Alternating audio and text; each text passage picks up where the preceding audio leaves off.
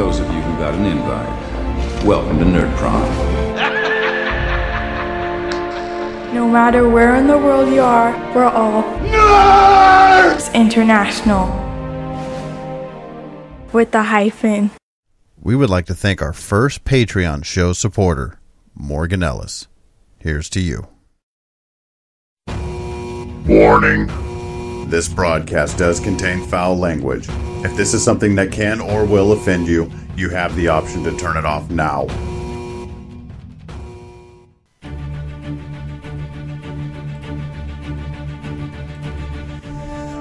Welcome to the Gathering of Dorks podcast. You've entered a realm of profanity, bodily functions, alcohol, gaming, and entertainment. If this is your first time joining us, thank you. Embrace yourself. Welcome back for our 58th episode. I'm Jaime, and with me again is Blaine. What's up, Blaine? How's it going? It's going. And we also have Will. What's up, Willard? I'm here. And definitely last again, we have Frank. What's going on, Frank? Fuck you, asshole. yes, it's a well-rounded introduction. Okay, introductions are done. Blaine, contact info. You can email us at thegatheringofdorks@gmail.com. Also, follow us on Twitter at TGODorks. Check us out at facebook.com/TGODorks. And be sure to look for us on our Google Plus page. There you'll find updates on when we will be doing any live streams like this one on our Twitch channel at twitch.tv/TGODorks. Also, leave us an iTunes review. We really like those. And send us those. We haven't been getting any of those. You guys are a bunch of fucking nerds. No, haven't got them in a long time. Yeah. We're kind of sad because we really enjoy those too.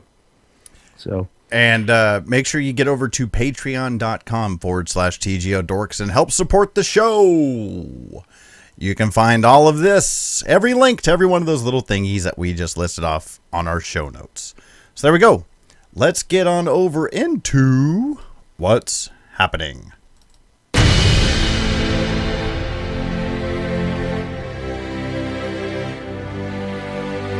Alrighty.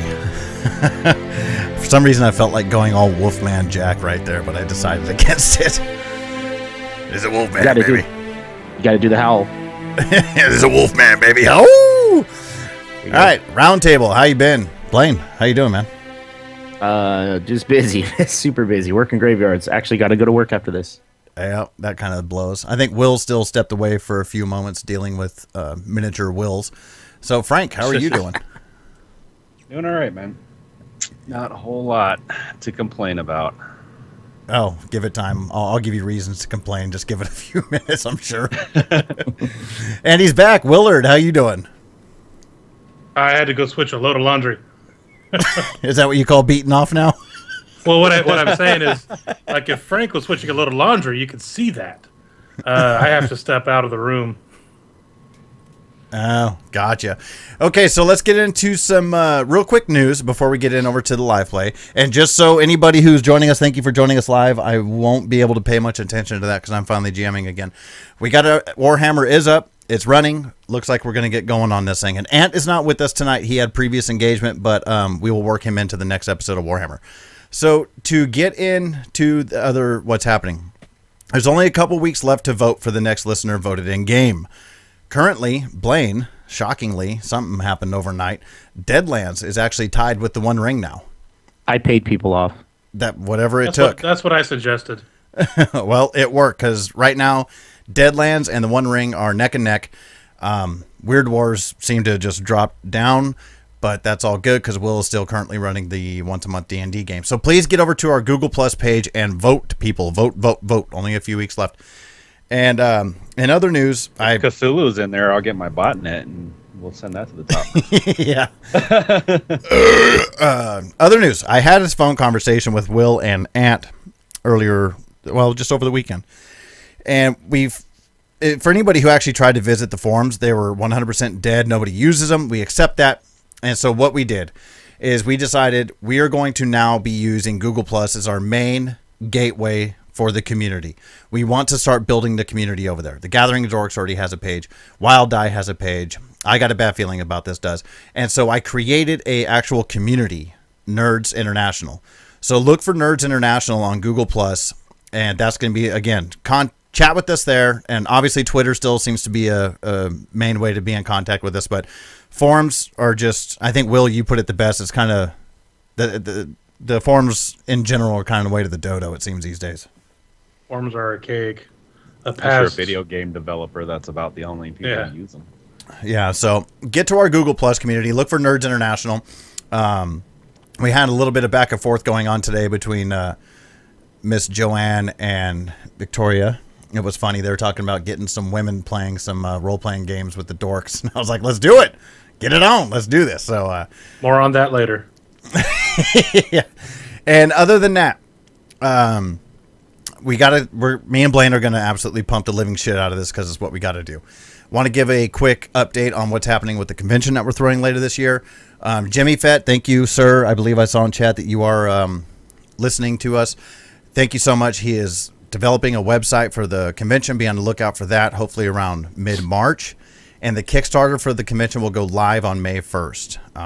Blaine and I, in fact, we're going down this Friday to get the business license and submit the name and get it all done, right? Permits, whatever else we need. Yep. So, again, the venue is booked. We're locked in, the Kickstarter, and hopefully we get some of the listeners of the Dorks. And something that I don't think we mentioned this before, is Saturday night, because Will, I think you agreed to go ahead and show up. The Gathering of Dorks will be doing a live stream podcast in front of a live audience at the convention.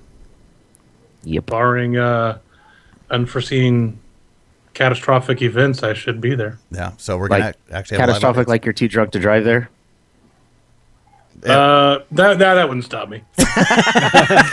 I'll put pedals on my radio flyer.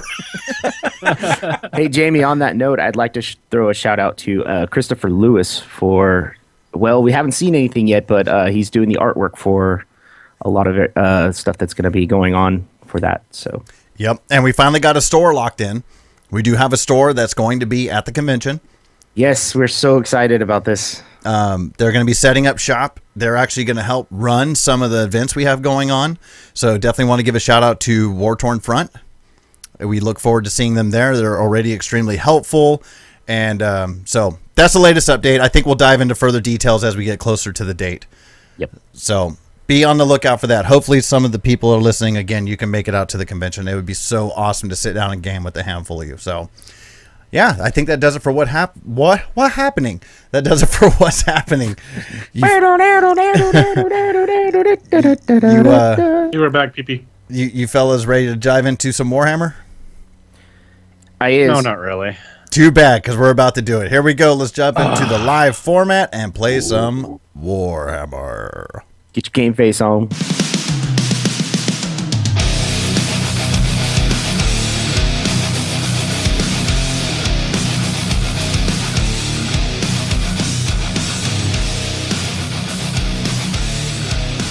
Alrighty, we are finally here. You voted this in, the listener. Now, my screen is going to be a little bit goofy here. I won't be able to... I'm hiding half of my screen in case Frank, Will, or Blaine, if you assholes are actually on Twitch watching what's going on here. So, I have to hide half my screen so the viewer won't be able to see what I got going on behind the curtain. Let's go ahead and take just a couple of minutes here to go around and... let's introduce your characters. Blaine, let's go ahead and start with your character, Gage. You're muted, stupid. I knew that. My character's name is Gage. He's a dwarf, male. What's the name of that class? He's a Troll Slayer. Troll Slayer, yeah. I actually rolled a Troll Slayer, which was what I was hoping for. So he's ready to go. That's about it. Do you want to give any synopsis of his general outlook on life? Anything like that? Well, basically all I have to reference is the one time we played Warhammer with him for, I don't know, a little probably close to an hour. And it took me a while to get the feel for the system. So now that I have a feel for the system, I really don't know where the character is going to go. As usual, I'm going to create character on the fly. And, well, the first time we actually tried to play this, which the listeners never got to hear, so Blaine, this first session is going to be a repeat for you, but good thing that you have a shitty memory, so everything will be like new to you. So once you finally wrapped your mind around the way the setting works, you just kind of went, oh, that's Yeah, how and it is. ever since then, I've been wanting to play again. So And here we are. Frank, do you want to, it looks like, oh no, Will's back. But Frank, do you want to go ahead and give a description of your character, Alicia? Yep, she's a Reiklanda female. I stole the name from 40K because 40K is better. I don't remember her class. Yeah, I don't remember what you ended up getting either. Let's see. You're a smuggler. A soldier. No, you're a Oh, smuggler. smuggler. That's right. So. That's because Jamie wouldn't let me be an elf way watcher because he's an ass. No, and yeah, for the listeners out there, what we actually did is we did 100% true to rules random character generation, which is something I absolutely love about this system too. Yep. I've had my, yeah. Anyways, so do you want to give a general demeanor on her? Since never doing Warhammer, I'm not sure where I was going to go with her. Maybe probably a return to Valera without the crack because that worked so well for me. I don't know. Yeah. We'll have to see as the things go. So that means by session 3, Azoth or Gage should be hacking you up into little pieces. We can only hope. well, this is Warhammer, so it's probably gonna be a lot faster than that. Yeah, yeah. So, okay, and Willard, you're Mr. Dwarf here, the Dwarf Hunter. Do you want to give a little bit of a story about Azoth? Azoth from the Dwarven lands from the north, if I'm not mistaken. From Karakaz. That's the place. Was cast out for crimes he will not even mention. Ended up in a forest, fending for himself. Got a little bit of a help from some elves there. Learned the ways of the bow. Became a hunter. Joined a bandit raiding party called the Brood, and that's where he's Azoth of the Brood. That's where that comes from. Not necessarily on a friendly basis, just more of, you know what, I can make some coin doing this. And he'd go out on raids, and once the loot was split up between people, he'd go his own way. And then they might meet up sometime later and do another raid, and he'd go his own way. Not willing to trust anybody. Well, better phrase would be slow to trust anybody. And very much out for himself and not for his coin. So he's a selfish bastard. Sure. If you say so. Okay, so this adventure is called Eye for an Eye. It is the introductory adventure that comes in the, if you have the hardback version, the Game Master's Guide. And it starts out, and as you guys can see on the map here. Now, Frank, I'm not sure, well, you probably wouldn't know this from 40K either, but at least in Warhammer Fantasy, it's got a very, very, very obvious European flavor to it. Very heavily German flavor to it. The way I described it to Blaine before, and I think this really is what really kicked into his head, the way I personally imagine the cities, the towns, and the general feel was, if hopefully you guys have seen the movie The Brothers Grimm that had Matt Damon in it. Have Frank or Will, if you don't want to see that? Yeah. So you remember how it had that very small town Germany feel? Right. That's a lot. We could say, oh shit, what was the one with, what's his name? From the Newborn movie? Hansel, I know that guy. The new Hansel and Gretel was kind of the same way. Well, yeah, I suppose it could be, yeah, exactly the same way. So that's the feel that I've always at least took. Are you talking about Brothers Grimm? Yeah, he referenced Brothers Grimm. Way to keep up, Blaine. Oh, I was I typing in chat. Sorry. I referenced the Hansel and Gretel one, the new one, because they're both kind of the same. Oh yeah, okay. So, but that's the general feel that I've always envisioned in my mind with Warhammer, and something you guys got to remember too, as far as Warhammer goes. It's a joke I enjoyed making on a couple of other occasions, but especially in Warhammer, it holds very true. Financially speaking, especially from the social tier that you guys are from, money it's very hard to come by, and it's not something that everybody just has to throw around. So a gold piece, a gold crown, is actually quite a nice little thing to have, which Frank, if I'm not mistaken, Alicia actually still had one or two left over, but that's like good goddamn money. And for somebody to make a couple of silver a day is like, wow, you're doing something, dude. And it's obviously a very, very, very harsh place to live.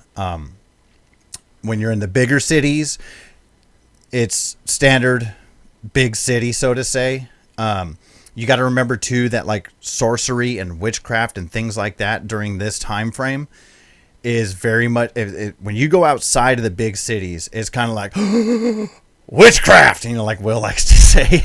And there actually are witch hunters who go around, because any form and use of magic in this world is spawned from the winds of chaos. So it has to be highly monitored, and it's still, there's a lot of fear involved when it comes to magic. And there's obviously a lot of worshipers of chaos too. And those are the bad people. Bad things happen to people that worship chaos, mutations, odd things like that. So you're everyday folk that are in this city. So to come across this kind of stuff, or even the strange beasts and all that kind of stuff, it's not a real common occurrence. And so I guess what I'm really trying to get at is it's a very, very low fantasy setting, which is something I enjoy. It adds that touch of realism to it. So with all that said, you guys, we're going to just start from the word go, instead of saying, well, you guys just happen to be walking down the street and bump into each other.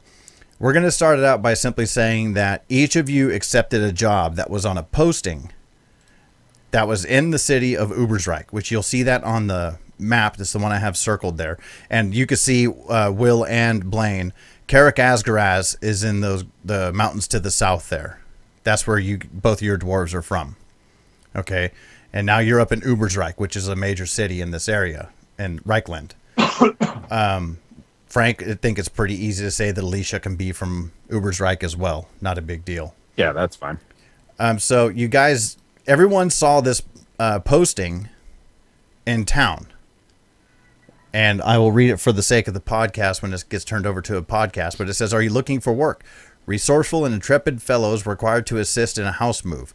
Job involves discretion, danger, and some heavy lifting. Only honest applicants will be considered. No layabouts. Hired candidates will earn 6 silver shillings a day for their labor, plus any expenses incurred. Interested? Ask for Herr Hendrik in the Red Moon Inn in Ubersreich. Don't delay. Seek Herr Hendrik today. So, accepting this, you guys all decided to head to the Red Moon Inn.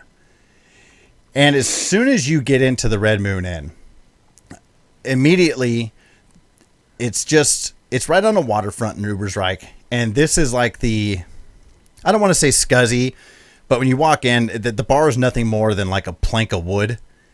And there's a few tables scattered about the place. And when you walk in, even in the middle of the day, there's still oil lamps and things like that lit, because the grime on the windows and everything is just so thick from all the soot from candles and things like that. And there's the smell of smoke and overwhelming amount of smell of fish, and everything just takes you over. And you notice off to one of the sides on the walls, it's a bunch of secluded seating almost tucked away in the walls with curtains that could be drawn over them for extreme privacy. So asking around, you find from the innkeeper that Herr Hendrik, who is actually Vern Hendrik, of course, is sitting at the table over there by himself. And you see this guy who's kind of older. The way I've always pictured Vern Hendrik in my mind is, remember in Lord of the Rings when they first went to, what was the name of the town that they were going to go to the Prancing Pony? Bree. Remember that old gatekeeper? Right. State your business. You know, I kind of always pictured Vern Hendrik to be that kind of guy.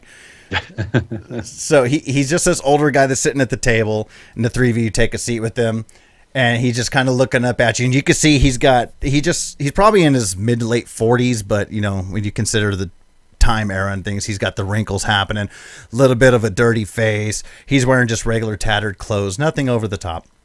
And you sit down and you see he's got his right arm, or his right hand is all bandaged up with just a touch of blood stain coming through.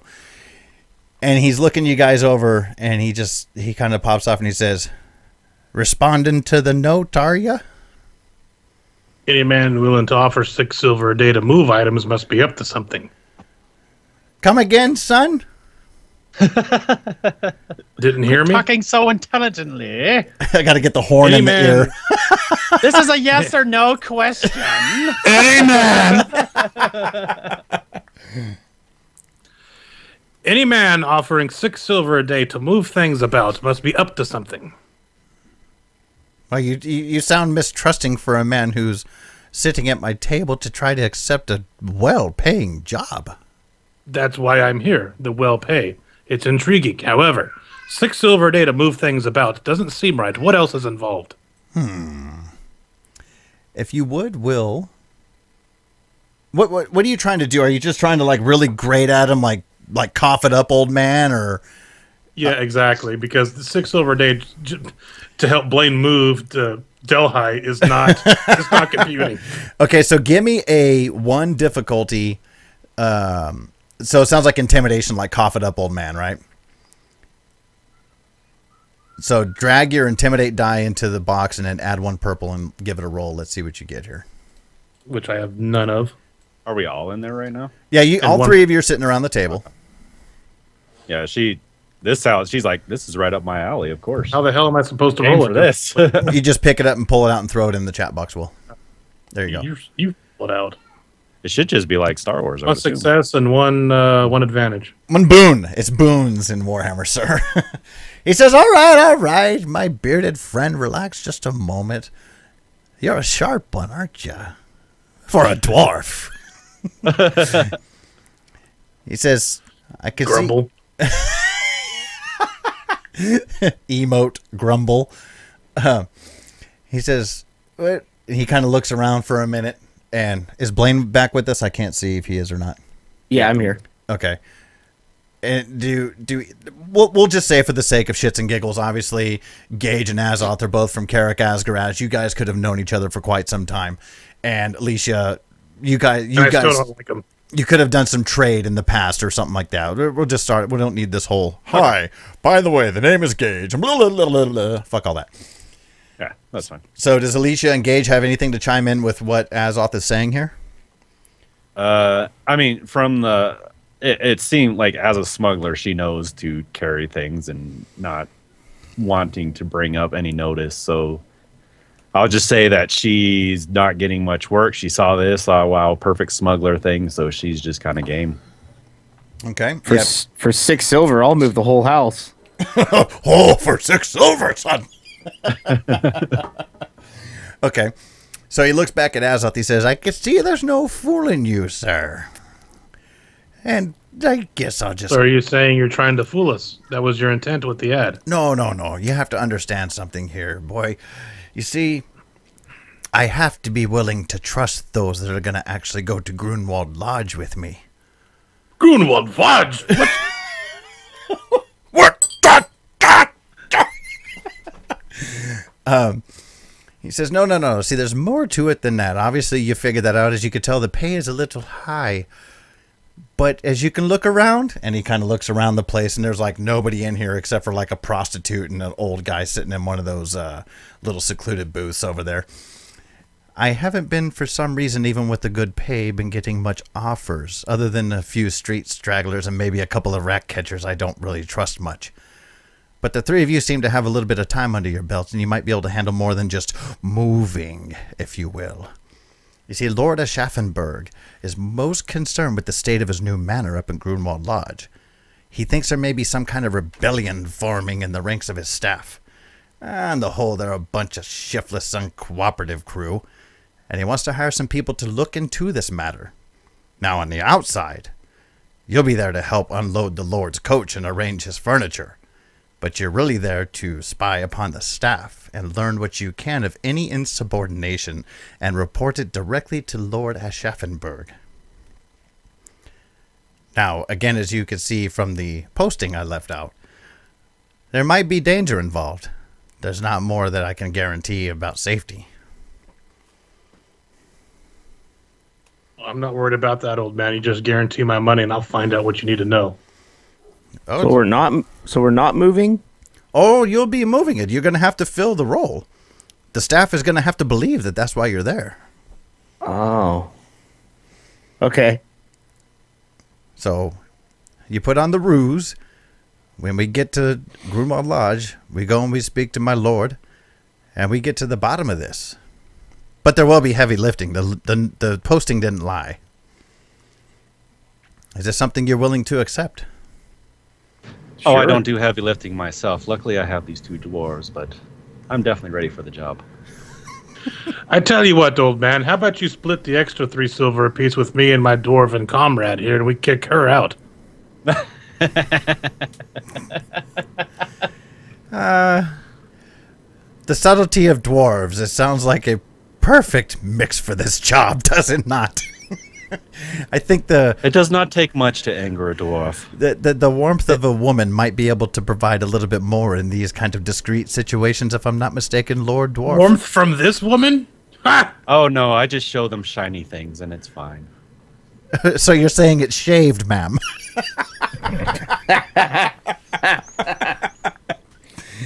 You have to pay a lot more to figure that one out. And it's already moist if it's shiny. Let's just say I've been down there, and can I say 1970s? We used to call it Ron Jeremy for fun.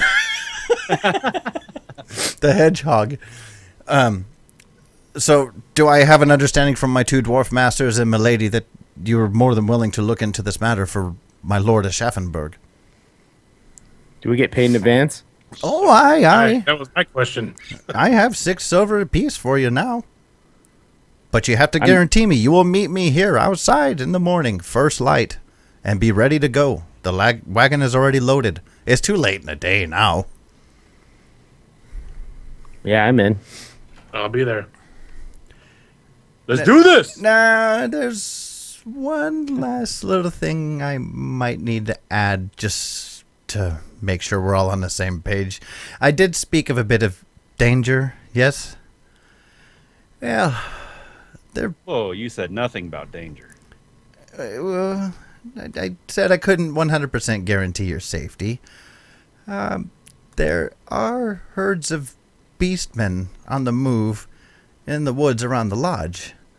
And last week a band of the creatures attacked the manor, and they were repulsed by the guards, but a number of the staff were injured in the attack, and you see him kind of look down at his wrapped-up hand. And, well, we definitely hit them harder than they hit us, but they may return if their nerve recovers. I would feel obligated to go ahead and give you that information now. No problem. Okay, then he reaches into his... You see him open up. It's like a really extremely tattered vest, if you will, over... Oh, go ahead. I want to look over Scruffy here. Does he have like a short sword or a sword on him at all? You see a dagger just sticking through like a cloth belt. It's a knotted cloth belt that he's just tied around. It's almost like a surcoat, but it's just like, hey, look, I found a big long sheet with 2 holes in it. Not knowing this system, would the silver be enough to go secure a sword? Because, and I'll tell him. I'll put it like this. You see, here's the thing with me. He says. The last combat I was in, my sword fell and I was unable to locate it. I'm stuck with just but a longbow. Oh, I see your predicament, sir. I see.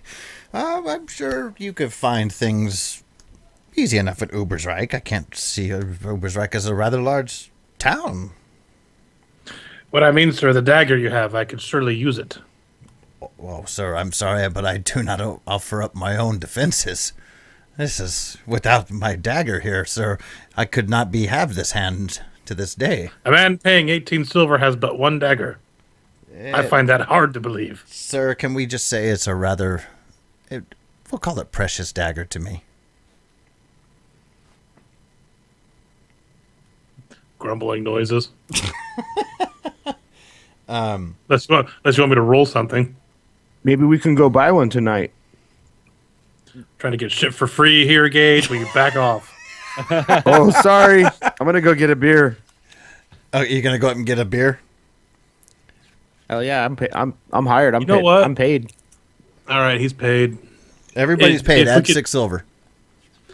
I don't want to spend my money on a. I'm gonna go see what I can. If I can 6 steal another weapon. shillings, you mean? 6 silver shillings. Now, what are you looking for, Will? I'm gonna go see if I can steal a melee weapon. I don't care what it is. Steel? I'm not gonna spend my money on this. Okay. Okay, so as you What's Alicia gonna do? Is she just gonna sit around and have a drink with Gage? I kind of want to buy daggers. I don't know why. Women don't drink. I just think it would look cool if she had 2 daggers on her too. Okay, so do you want to head out with? Way to role play there, Frank. Hey, Well, I could really you see gotta look myself scarier using 2 than daggers. Warhammer. Wow, really? Can you There's one explain that thing in in game? Well, it looks in fucking cool. In Warhammer, you have to look as cool as possible. Yes, So yes. I need daggers. Okay, so so you want to go ahead and head out with Azoth and kind of check the market area? Okay. I'll still 2 with them. That's fine too. As soon as right outside in the waterfront area, there's a river running through. The Red Moon is more or less in a merchant district, and there's all kinds of merchant tents and things like that all up and down the street. So I mean, you could find wares, damn near anything you're looking for. I'm gonna walk down to the nearest smithy, Yeah. weaponsmith. Okay, you see We're this. pretty much going to go to the same place. Okay, it's only a few tents down on the left hand side. Now it's a very open market type tent. It's not like I'm going into a hookah tent or something like that. I'm gonna see a snake charmer or something. And you see this old human. He's got just a handful of daggers sitting out on display, and he has a couple of swords sitting behind him and like a shield. There's not a whole hell of a lot here, but you see he's been hacked off at the elbow on his left arm, and he's got a peg leg for a right leg. And you guys This is gonna be easy. coming up to him, and he slams his one hand on the table and says, "Now you sir look like a man that could use something besides a bow." Yes, I am here for that. What's your name, friend? The name is Cedric, Master The Warrior. entertainer. Yeah, I got jokes. He says, "Used to be one hell of a soldier in my day, and Cedric. the beastman." They call me Arnold. Arnold.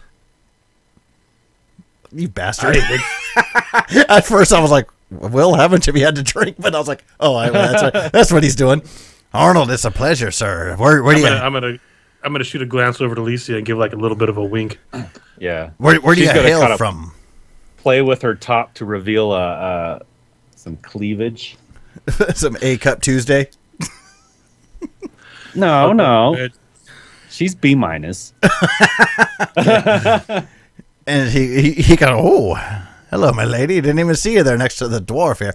Anyhow, Yeah, she's gonna kind of walk more next to him, kind of away from the dwarf, and kind of point to the dwarf, the 2 daggers, and then she's gonna, "Oh, sir, we really just need some assistance. Could you?"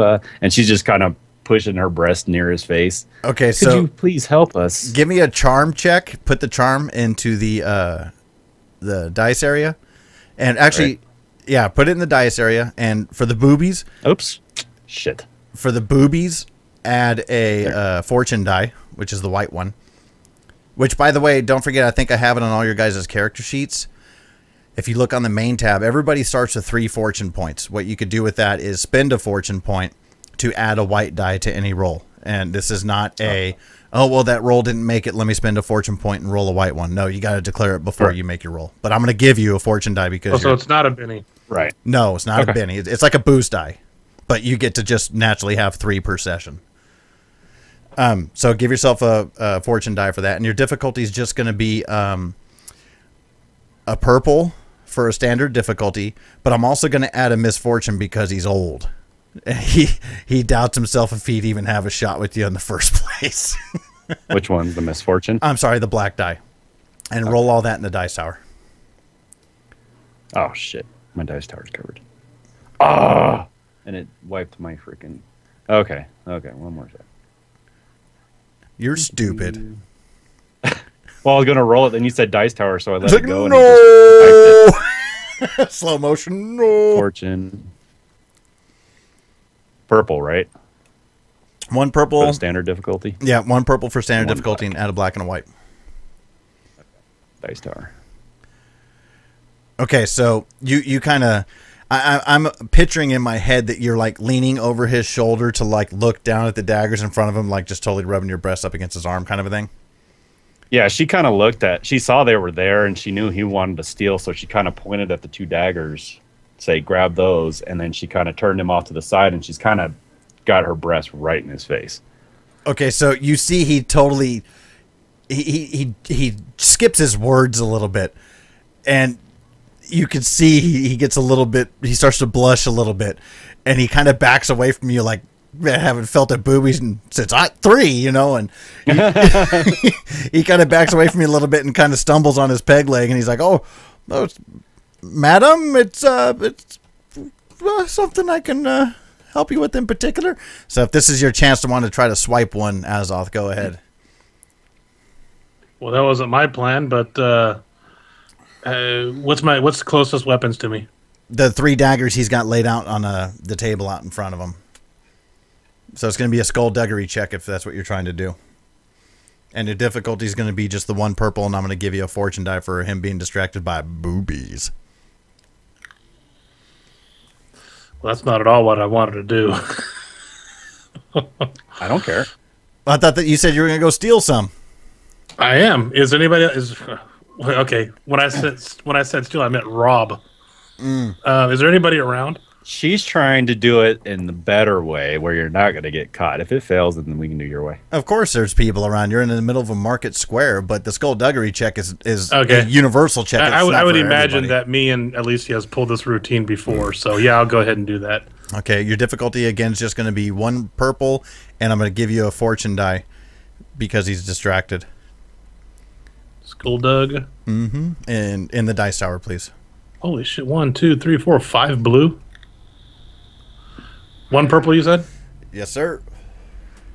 And then 1 boost die. Fortune die. Whatever. Okay. Well, how many of them did you want, Will? You mute himself? That you're muted, You stupid. yourself? As many as I could heist. Well, let's put it this way. Well, you said there was 3 in front of me, so Yeah, and There were 3 daggers, and you wanted that sword, so... Let's put Yeah. it. Well, the sword is behind him. You got a picture. You're standing. There's a table in between you and the old man, and behind him hangs a couple of swords and a shield. She only wants 2 daggers, so if you want to take a 3rd dagger for yourself, that's... Let's put it this way, Will. When you're putting your hand out to gauge the situation to grab one of the daggers, you notice the old man is just absolutely fixated on Alicia's boobs. like he's not even paying attention. Like you could probably cut his ear off with it, and he wouldn't even look at you. I'm gonna walk back and take a sword then. Well, if you want to try that, that's going to be another skullduggery check. Hang on, this is what I'm going to do. I'm going to pocket the daggers because he didn't even see me do that. So I'm going to walk back and just pick up a sword. There you go. With exact intent here. Is this to gauge if he's paying attention, or what are you trying to do? Not at all. I'm just going to walk back there and pick up the sword. I don't even think I should have to roll. I'm just going to walk back there nonchalant. I'm not That's trying a to be little sneaky. situation. I could see he's just walking back to grab it because the guy's distracted. So Exactly. I just want to look at it. So Okay. if the guy even does catch him, he could If say, I get well, caught, you're I just wanna look at it. Well, that's what I'm getting at. Is if you're trying to straight up heist it in front of him again, it's going to be another roll. If not, then we're going to go about it a little differently. Okay. So you walk back behind her, and Cedric's still kind of looking at Alicia, and he's like, so, you're from Ubersreich, ma'am. Yes, and And his eyes never leave your boobs. what is that leg made of? That's fancy looking word. Wet dreams. You see him kind of like, Mr. Sir, and he kind of backs up. You just see sweat beating down his left cheek from his forehead. He's like, fine craftsmanship on the sword there, huh, sir? I was wondering if you had a thing maybe in the back that's a little bit more special. In the back, so you're looking at I imagine my this entire is like shop. There's not like a tent here? You got to think it's just like a covering. Yeah, it's just that open And like a market. blanket hanging in the back kind of a thing. He's basically got his awning, so to say, butt up against the side of a building, and that's what it is kind of down this whole road. I got one. Okay, so there's not like a back area. No, look at the picture I have up here of Uberstrike. You got to kind of imagine that. Yeah.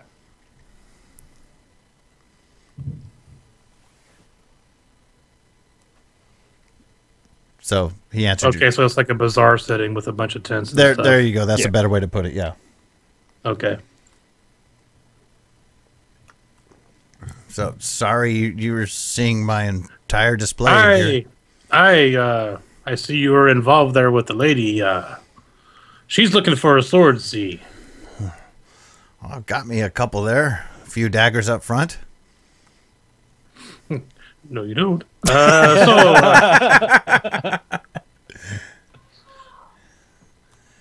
Well, you see that the lady here is without weapon, and well, not without weapon, but looking for a bigger weapon. So I was kind of hoping. I mean, she's a frail young lady that needs protection, and I have to be the one to protect her on her journey.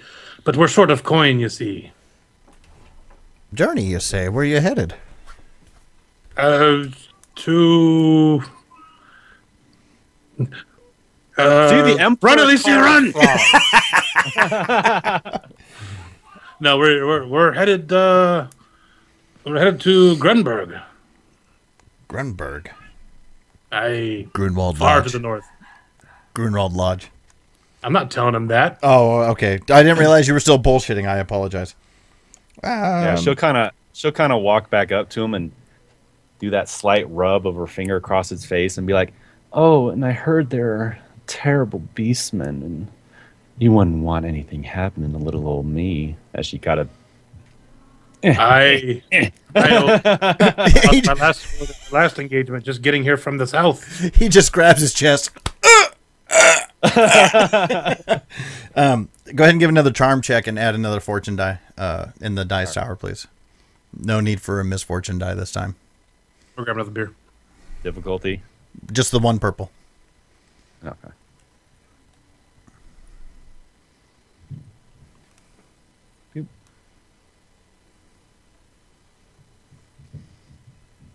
One fortune for each breast. Yeah, I seen whoever fuck you long time is in chat there. I see they put the booby bonus.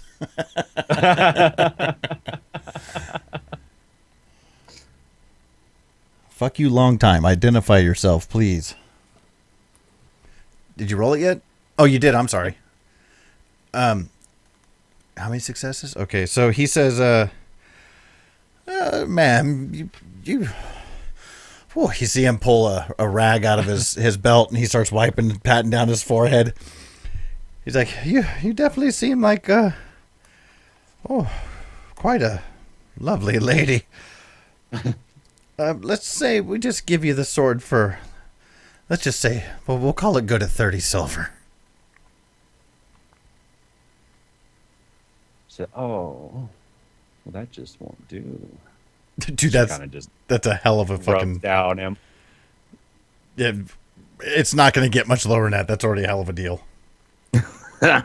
Unless Get the want Are you sure there's no back room?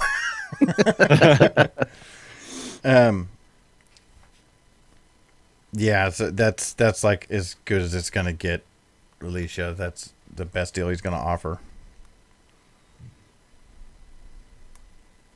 Waiting for my teammate to get back here. Oh, Okay. So he offered us it for 30 silver. For fuck's sake! That's what I'm saying. Gosh, see if I'm thinking. Well, I got these daggers. trade the daggers back to him. Yes. I'm gonna look around. I know there's a lot of people moving. Fuck. You know It's what? too I take risky that back. I take that back. I apologize. I was looking at the wrong category of weapon here.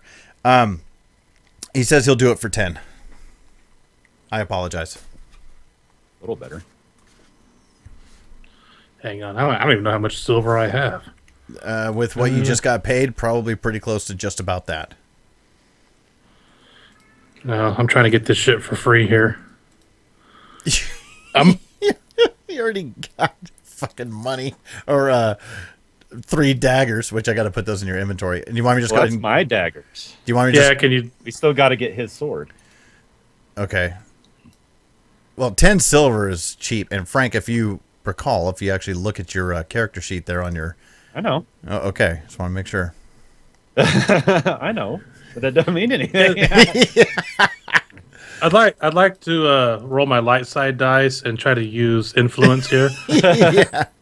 I mean, other than pulling out a gold crown and be like, I don't know, this is all I have. Do you have change? Well, I'm going to look around. What's the? It's you said it was later in the day. It's probably getting close to twilight. I was imagining. What's the foot traffic like right now? Do I see any town guard? Give a observation check, and it's going to be a difficulty of 1. The crowd's still pretty thick. It's a major city, so the difficulty on this, I'm going to go ahead and tell you ahead of time, is going to be 2 purple because it's going to be hard to pinpoint town guard, and I'm going to give you a setback die for the crowd. Sorry, 1 misfortune die with it. Yeah, I can't really tell shit. I got whatever that claw thing is. Oh no, that's critical basically. You succeeded, so you do see a couple of town guard at either end of the bazaar that seem to be patrolling across each other back and forth, just working the bazaar. It kind of stresses you out a little bit, so give yourself a stress for the 2 Banes. Should be on your combat tab. Oh, we didn't even put in your wound threshold. Shit. Yeah, I do. I have 13. Who am I looking at here? Oh, I'm looking at Alicia. We never put in your wound threshold, Alicia. No, we never did that. I don't see a strain or stress. Stress. I don't see that either. Yeah. Are you on your combat tab? Yes. You have wounds, armor, physiology, and then there's fatigue and stress. No, I see power and favor. Yeah. To the left of that. Physiology. Stress. Physiology. Stress. There you go. Have another beer, Will. You're stupid. You have another beer. Your 'cause you stress found is it first. stupid. You should have took longer to find it. That means you're not drinking enough. Oh no, just 1 stress, Will. I got it for you. And just so you understand the way this works, okay, so you have physical characteristics and you have mental characteristics. Physical obviously being your first 3, mental being your second 3. You're gonna stress your stuff if your stress ever exceeds a number in a characteristic, you're going to start being stressed out, and it's going to start adding misfortune dice. Right now in your intelligence, willpower, and fellowship, you only have 2. So if you ever hit 3 stress, you're going to be suffering misfortune die on every one of those. If you double those numbers, you pass out. And it works the same for fatigue when you're talking about your physical attributes. So I'll keep an eye on that. Just keep that in mind. So when it comes up later, you're not going, you never told me that. So anyways, he says, look, young lady, as you can see, we're starting to get to be dark. I'm about ready to close up shop here. 10 silver is a screaming deal that I would only ever offer up to such a beautiful lady such as yourself. I'm going to whisper over to at least let him touch your boob. 7 silver. I mean, I could go straight out and just have her put her hand on his crotch and say, but I think 6 sounds so much better. You could do another charm check with like 2 fortune die. If that's what you're going to do. I'll do it. I mean, Alicia's a whore. I have a feeling that Azoth and Alicia has done this before.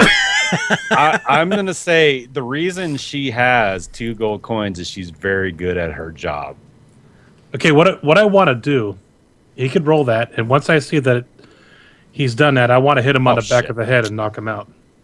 You didn't add. Just add. Just roll a purple one, Frank. Just roll a purple one now. Okay, so it's only 1 bane but 4 successes. Okay, so that's you grab him and you see him. He does this thing where you can see when he's inhaling a breath, it's skipping. It's like that kind of a thing, and you see his whole back straighten up. And he says, 6 silver sounds good. 6. I'd like to. She'll at that point she'll immediately remove her hand, drop the 6 silver, and say, "Let's go."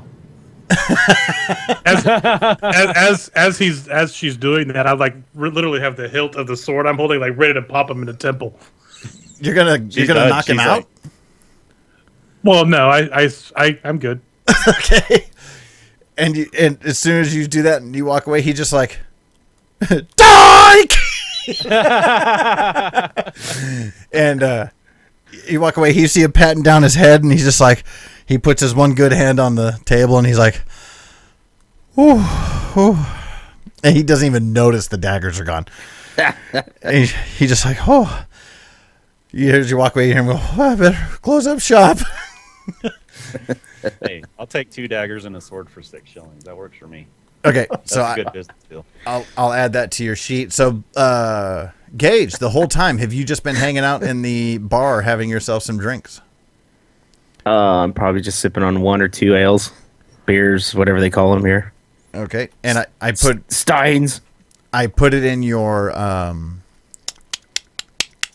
inventory, Frank. It's the hand weapon. It's very abstract names for the weapons and things like that. Well, the sword goes to Will. Oh, I'm sorry. Yeah, I got the 2 daggers. You got to get Sword goes to Azoth. The sword goes to Azoth. Who is this Will you speak of? I don't know this Will. We didn't come into this deal. The sword goes to Arnold. Yeah. Okay, so there you go, Willard. It's in Azoth's character sheet now.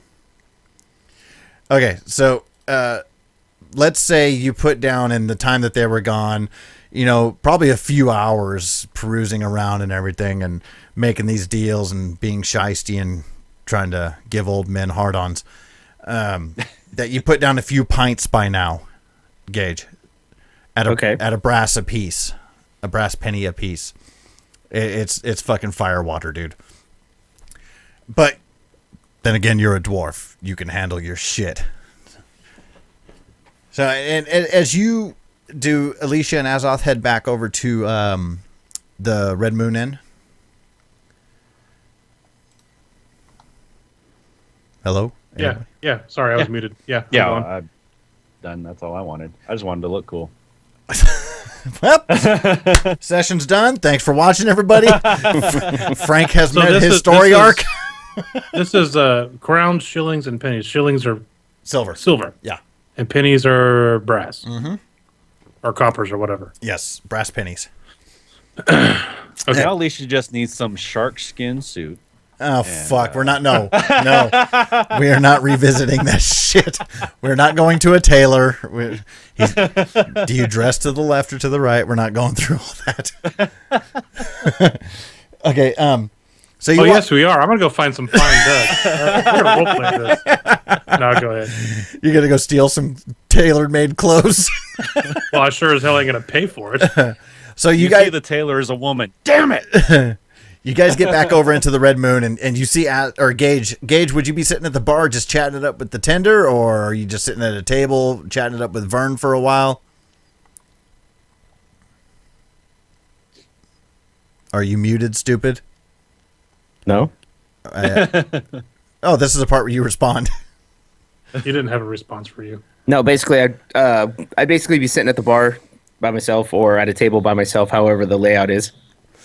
Okay, yeah. Again, the bar is nothing more than just like a plank of wood. It looks like it was taken from an old ship that, is no longer in service. And the stools are very, very rustic. And Vern, after exchanging the business deal with you guys, he kind of said, yep, no more questions for me. I'm going to go get the wagon ready. So, know what I mean, Vern? Know what I mean, Vern? So you guys just kind of chatted up with the bartender for a while. It's probably not a lot about Uber's Reich that you would be like, really? That's what's going on? Yeah. And so the two of you come back in, and you see a few more patrons in there this time. It's getting to be about dinner time, and they're serving up some just general stew. And you see Gage sitting up there at the bar. He's got a pint sitting in front of him.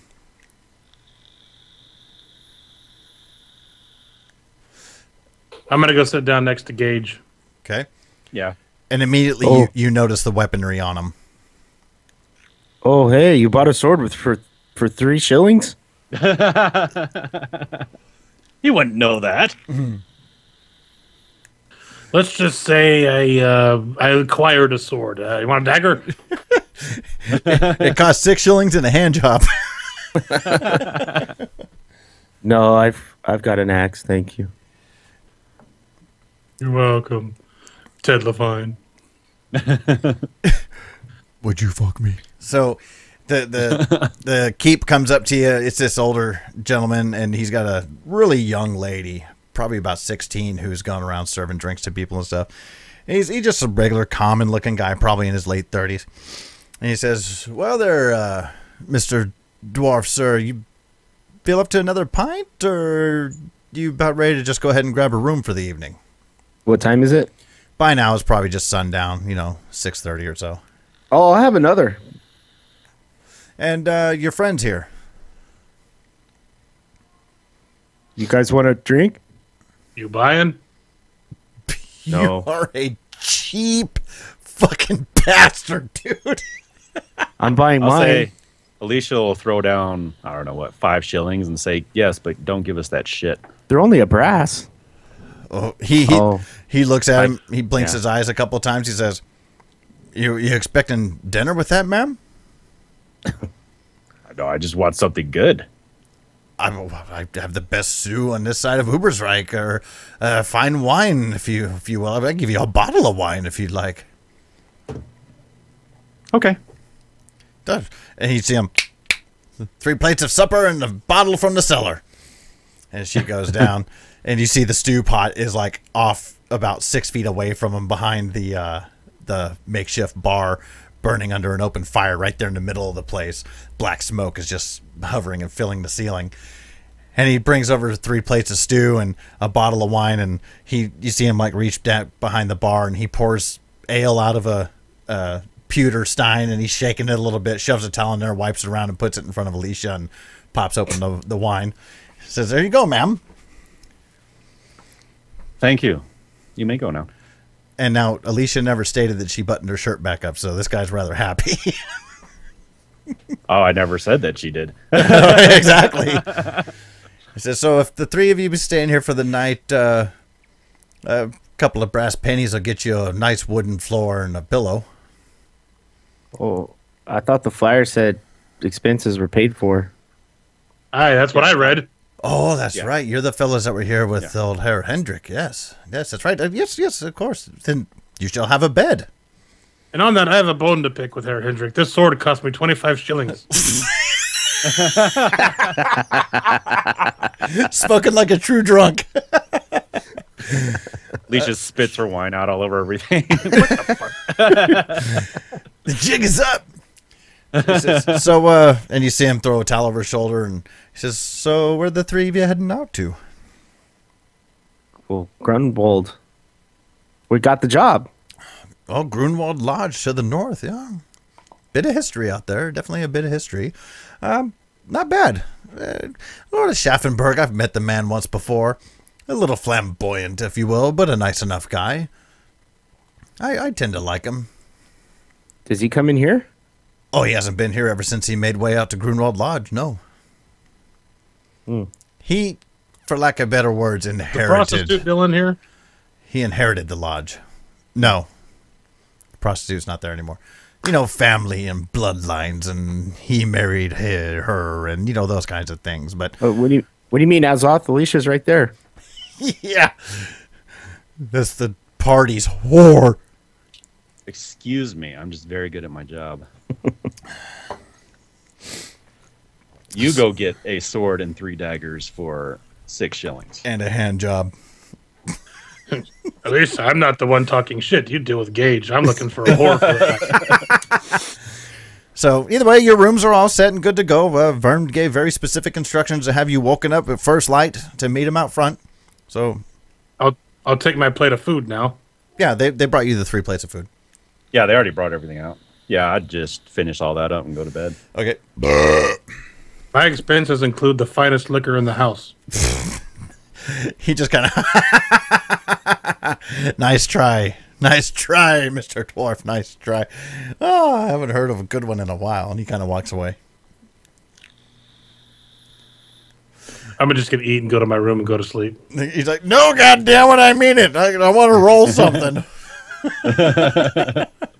Okay, so first light, Oh, go ahead. I'll stay up for a while and drink. Okay. Just keep talking to I forgot the bartender's name. Never gave it. Okay, never gave it. I'll just keep talking to never gave it. That sounds German, right? Never got it. I'll just keep talking to him, see if I can get any more information out. Now, Blaine, about- can you do a German accent? Yeah. You want to hear it? Well, hell yeah. No, I cannot. Hell yeah, I can. I'll just keep talking to him about the castle and stuff if I can get anything from him. The only other information he gets, he said, he does the chin rub. He's like, well, if I remember right, back, I've heard it's a hunting lodge of sorts. I'm not sure if it is anymore to this day or not, to be honest with you. The Schaffenberg just took it over maybe a couple months ago. I remember there was somebody else from the family some guy, that, or other that, how does it go? He went there, he actually had a rather decent bloodline, if I'm not mistaken, and I don't know what much happened to him after that. And the only thing I know is that Schaffenberg got it after that. Couldn't tell you much more, really. Oh, all right. One more, please. By this time, I'm starting to get the heavy eye. He's nothing. No, I'm gonna put it to you like he's not drunk, but he's definitely past that buzz stage to where he's starting to get sleepy. Okay. And yeah, well, Like how Will is when he's had a bunch of beer and then he eats. Yeah. Well, I saw what you put in chat over here. I'm looking at Azoth cheap ass. I think that's pretty accurate. Okay. Actually, let me take about 60 seconds because I need a beer run, and I'm going to go ahead and play a quick commercial, and we'll be right back.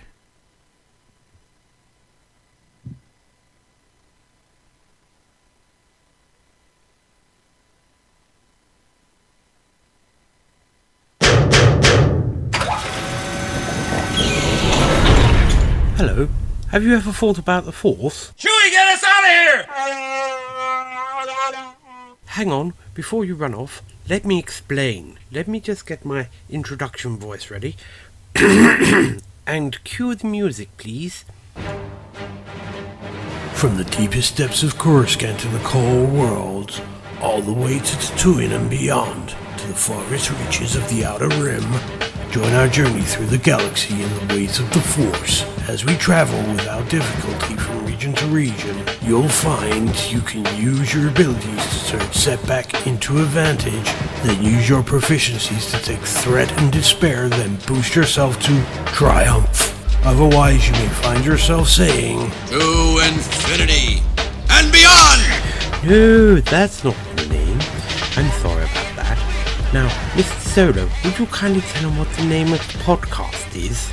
I got a bad feeling about this. Cool. Okay. Thank you, Ant. He couldn't be with us tonight, but he's with us in recording. Okay, so first thing in the morning, sure as shit like clockwork, you're getting the bang on the door. Masters! Masters! Yeah. Been instructed to wake you. I'd already be up and ready. Yes? Licking your daggers. Oh, yeah. And you see this young boy, can't be much more than 10 years old. He says, morning, Master Dwarf. Milady, been instructed to awake you. Proud of off, you little shit. I know where to go. Her Hendrick is out front, and he kind of goes running off. So, you guys going to go ahead and head on down? Yeah. Okay, you guys head on down, and you see Vern Hendrick. He's sitting up on top, or he's sitting up on this wagon that is loaded to the gills. Okay, and there's one ox hitched to the front of the wagon, and there's a driver and Vern Hendrick sitting up on the buckboard, and he kind of points to all the crates and, a couch turned upside down, damn near up on top, and he's like, morning, hop on them back. Let's make our way for Grunwald Lodge. Are there places to sit, or And he is it just so stacked up that we got to like hang on the edge? If it's an ox, we could probably walk beside it as it goes. I know, that's what I'm thinking. Yeah, there's room. I mean, you could wiggle yourself in the crates or whatever. Oh no, I'll walk. Okay. Yeah, I'll single walk with my ox longbow that. out. Yeah, I'd walk. But you got your longbow out? Is that what you said?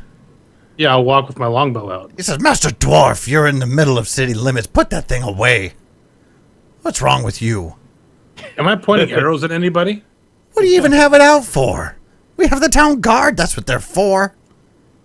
Oh, shut up, you old miser.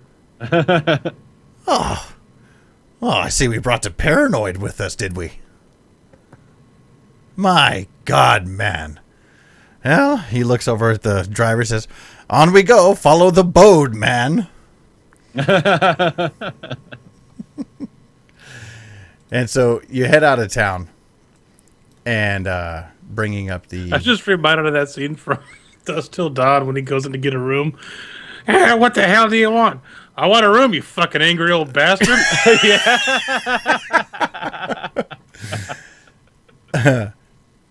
Okay, so looking at the Reichland map again, you can see the trail heading out of Ubersreich, heads north through Geisbach, and then it heads east towards Grunwald Lodge.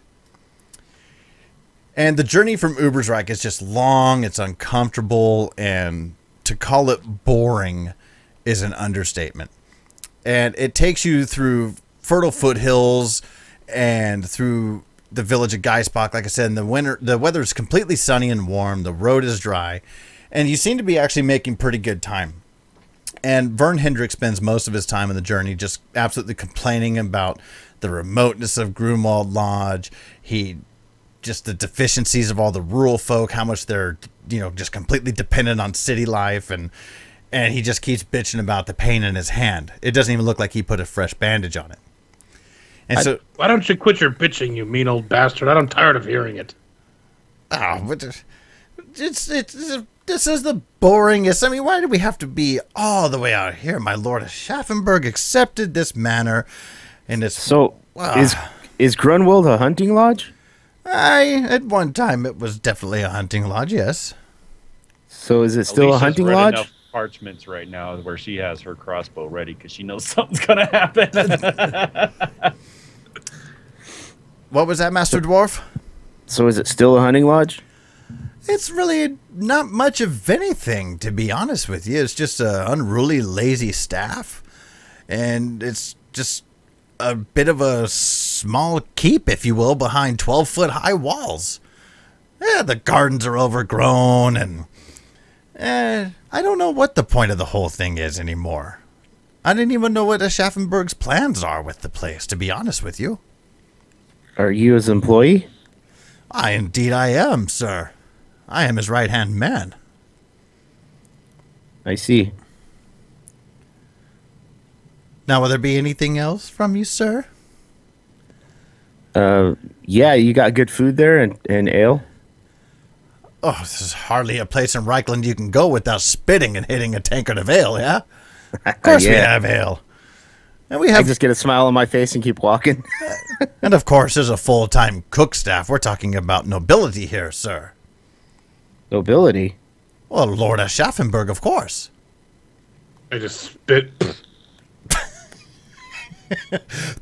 Pooey! And so after Why would he send his right-hand man out with a bunch of strangers rather than a personal guard? Did you say that out loud? She kind of said it to herself, but out loud. Let's see if he heard that. Well, I'm going to say he heard it. Fuck you. He says, well, ma'am, if you're insistent upon knowing that such facts, it's because my lord at Schaffenburg trusts me to find the right people. And now, being on this road for half a day, I start to question my own judgment. Yes. Judgment on what? You got no other takers other than us. You mentioned that just a day ago. We were the only ones to come for the job, so you shut up. Well, while this is true, Master Dwarf, you certainly have no manners. I spit again on the ground. Point proven. So after leaving Geisbach, the road enters into the Reichwald forest, and the Grey Mountains to the south just completely disappear behind the dark forest canopy. And this gloom just sets in, and all of a sudden, as you guys enter this forest, Herr Hendrik just completely ceases with his complaints, and he just actually stops talking altogether. And you can see his eyes are just darting all around. I mean, found a potion of could put a cork in it, did you? And he's just like, shh. That's when Alicia's like, I read enough parchments. I know something's about to happen. Lady, shh. And you see he's just absolutely paranoid. And you can actually hear just a snap of a twig off in the distance. You hear, what was that? Birds flying off out of the trees. And See, I told you the parchment said this would happen. And you notice Vern Hendrik, his breathing becomes heavier and heavier. And he's like, I don't know. Did you hear that? I heard something.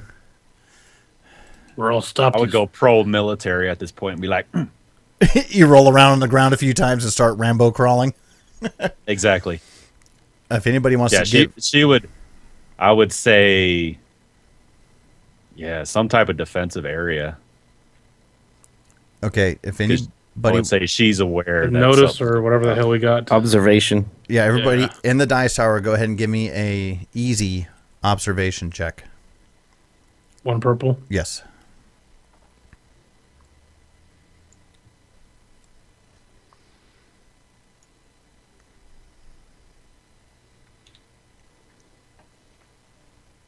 Okay. And I'll knock an arrow. Okay, Blaine, you are in Reckless 2 on your stance, and you should not be. That will be on your Actions tab. Actually, any tab. You have your stance. You need to move it to the left twice, back to neutral. There you go. Okay. Just to explain that, too, did I explain the stance meter to you guys? Yeah. Will, did I explain it to you? I want to say yes, but where the hell is it? If you look on your main tab, it's right near the. It's right in the center underneath your characteristics. On yours, it says CC, and then you see a dot. Yeah, okay, I got it. Yeah, it's on every tab. So during encounter mode, what you could do is you could shift your stance in one location to the left or right, your choice, for a maneuver, or for free. If you want to do another one, it costs a maneuver to shift it again. But every round, you could shift it for free once, okay? And then that does the same thing like Star Wars, where it replaces the characteristic dice with the profession dice or reckless. In this case, reckless or conservative. Okay, so Azoth, as you're cruising around, you catch in the distance in some of the overgrowth and the brush and the trees, you see these, it's like a flash of angry red eyes, and it's like a man-sized dark shape, and you just see these deep red eyes staring at you through the undergrowth, and then you just see him disappear, and you hear and Vern Hendrik is just like looking around, just I'm gonna point over to the location that I've seen the eyes at over there. I think we're about to be under attack. I'm gonna pull an arrow and knock an arrow. What? No, we're not far from Grudwald Lodge now. I advise you, Herr Hendrik, to get down. If you value your neck, I don't care either way. I'll pull my sword, axe. Okay. Valera starts laughing. Oh, damn. I'd say Alicia would probably try to move somewhere onto the cart where she can still let off shots, but not be too be a little bit more defended from any melee encounters.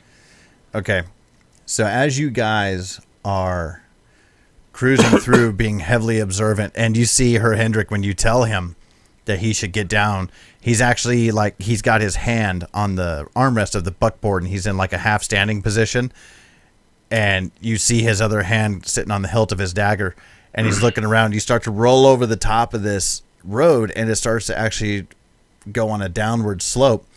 And you can see, as soon as you come over the crest, this establishment, these 12-foot high stone walls with ceilings peering out from behind the walls. And he's like, we're nearly there. We're nearly to Grunwald. And Elisa. Go ahead. Elisa, our payout lays down there. Whatever wants to fight us or is stalking us, I think we can outrun it. With this ox, I'm not sure. We can try, but some type of defense. I said nothing about an ox. Wait, it'd be in images. Sorry. That is a good point. I forgot. I forgot it for a minute. I thought I was thinking horse again. Yeah, it would be like with this carriage, it would be challenged. We'd have to sit in some type of defensive formation to guard it as we move. Okay. Well, if this cargo gets lost, we don't get paid. Yeah. Okay, give me just a second. And yeah, exactly. Oh, you bastards. Okay. Can you guys actually drag your tokens onto the map or no? What map do you speak of? Yeah, you have to share it. Oh, I apologize. Stupid. I'd say, I don't know, she could sit on the cart with him while you guys sit on the side and we move. But okay, you guys were leading up, and Gage, you were kind of off to the side as well, right? Yes. Okay. And you see Vern Hendrick, who will still be up on the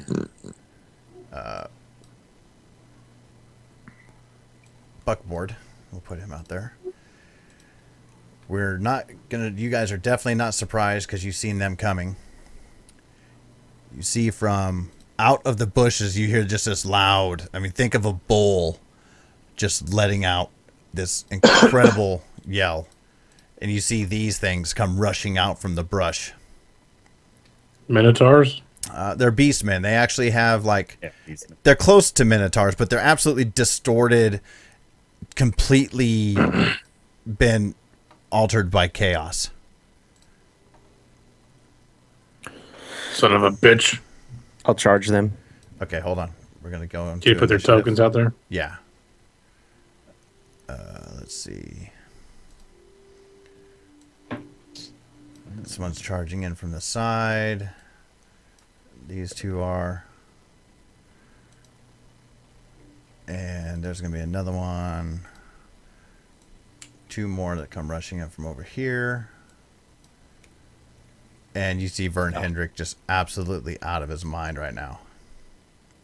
Come on. And you see this one who's just like this big fucker come rushing in. So go ahead and roll a agility, and we will get it going. Just straight agility.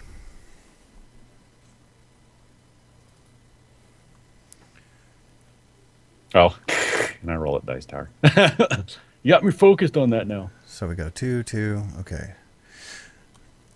And I will just leave that where they are. Okay, so it's going to, we're going to go player, player, and then them. So which one of you wants to go first? I'll go. Okay.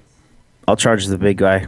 Okay, we're going to say at medium range. So you're going to have to either burn a fatigue to get to him, or and still do an action, or you're going to have to just get to him. Your choice. Now in this one too, this is where this is different than Star Wars. You can do as many maneuvers in a round as you want. It's just for every maneuver that you do over your first one, you're going to suffer a fatigue. And remember those repercussions I told you as far as taking your fatigue above any one of your characteristics on your physical side. Okay. I'm going to first of all move to my first reckless slot. Okay. Then I'm going to burn a fatigue to charge him and attack. Okay. Are you doing just a basic attack? No, I want to do a thunderous blow. Okay, so make sure to change yourself. Oh, you already went to reckless 1. Good. Okay, your difficulty is going to be on the gore. He has a defensive 1, so it's going to be 1 purple and 1 black. 1 black. Okay. So and that's it? Yep. You see Gage go running in with his axe drawn. Okay, what does 2 hammers do for you?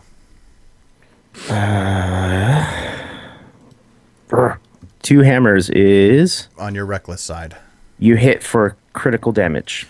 Okay, so you're on reckless? Really? Oh, yeah. Okay, and you got a bane, so it says suffer 1 fatigue.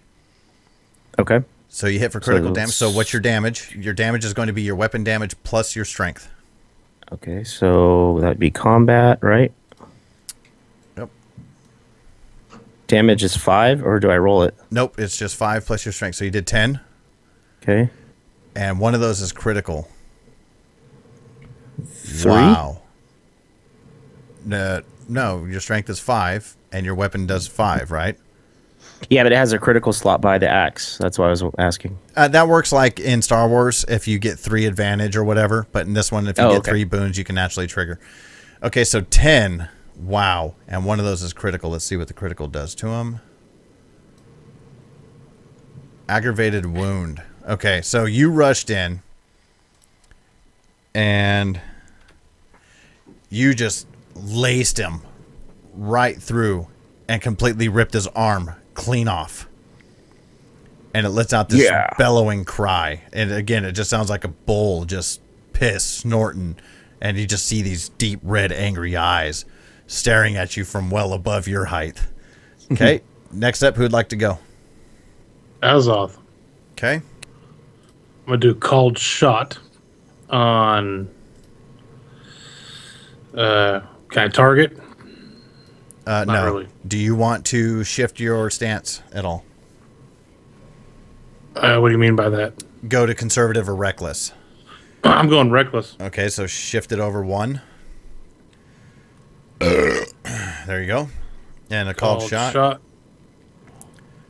And the fucking combat tracker. What's my difficulty? On which one? Ungor? On the southernmost Ungor. To the left? Okay, your difficulty is just going to be... Should be 1 purple. Let's see if he has any defense. I already have 1 purple, so Yep. a second purple. Roll it.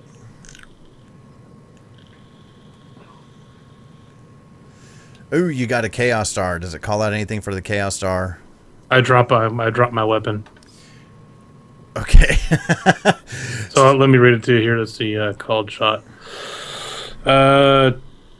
Looks like with the 2 hammers, I hit with normal damage. With the 2, I'm going to call them advantage.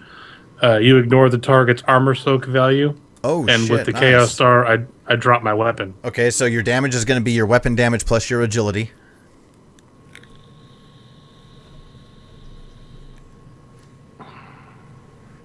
Which is 5. And your agility is 5, so you hit him for 10. Right. And you Minus ignore soak. Right. Holy shit, dude. That is awesome. Okay, so you draw your bow, you let loose your arrow, and you place it right between his eyes. But the recoil of the bowstring came and it raked up against your forearm, and just as a reaction, you just kind of flicked it out in front of you. That's actually happened to me in real life. Yeah, me too. Bent the elbow a little too much there.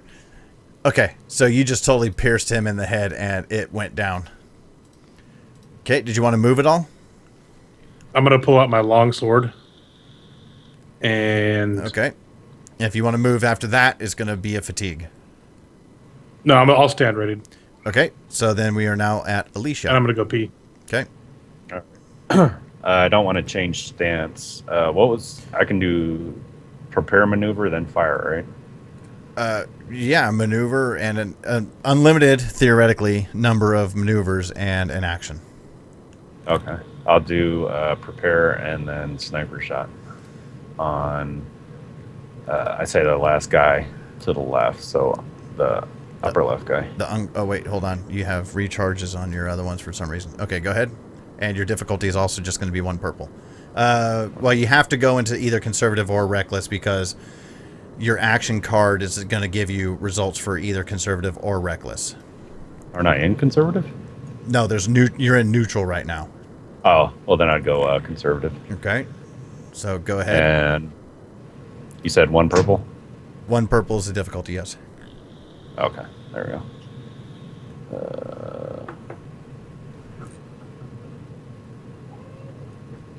Come on. Oh, a miss, but for 2 boons. Oh, that's not going to help you. And for a Chaos Star. Nothing. Well, for the Chaos Star, we're going to treat that as... Well, for 2 boons, you can perform a free maneuver. For a Chaos Star, though, I'm going to have you suffer actually a stress. Well, boon, I get 1 damage. Well, that's plus 1 damage if you hit. Yeah. So... Oh. So, but for the Chaos Star, I'm actually going to give you a stress because you've never been in this type of situation before. And you got these crazy, nasty beastmen charging in on you guys. And you got Vern Hendrick just freaking out up on the buckboard. So, give yourself a stress. Okay, now we're going to move on to them. The Gore, who is not happy in the least and is now missing an arm, is going to do a Savage Strike. Oops, I need batteries for this mouse, dude. Oh, you son of a bitch, dude. This mouse is going to drive me crazy. Blaine, do you have any armor? I got to go put my daughter to bed now. I'll be right back. What's your armor? Bubba just showed. That's why I had to leave for a second. Okay. I have Slayer class armor is what it says. It gives you a defense of 1. Okay, so that's going to be a black die. So this this huge Gore that you just ripped his arm off, he's raking back with his claws on you. And he hit. Ow. Do my battery. Owie. 4.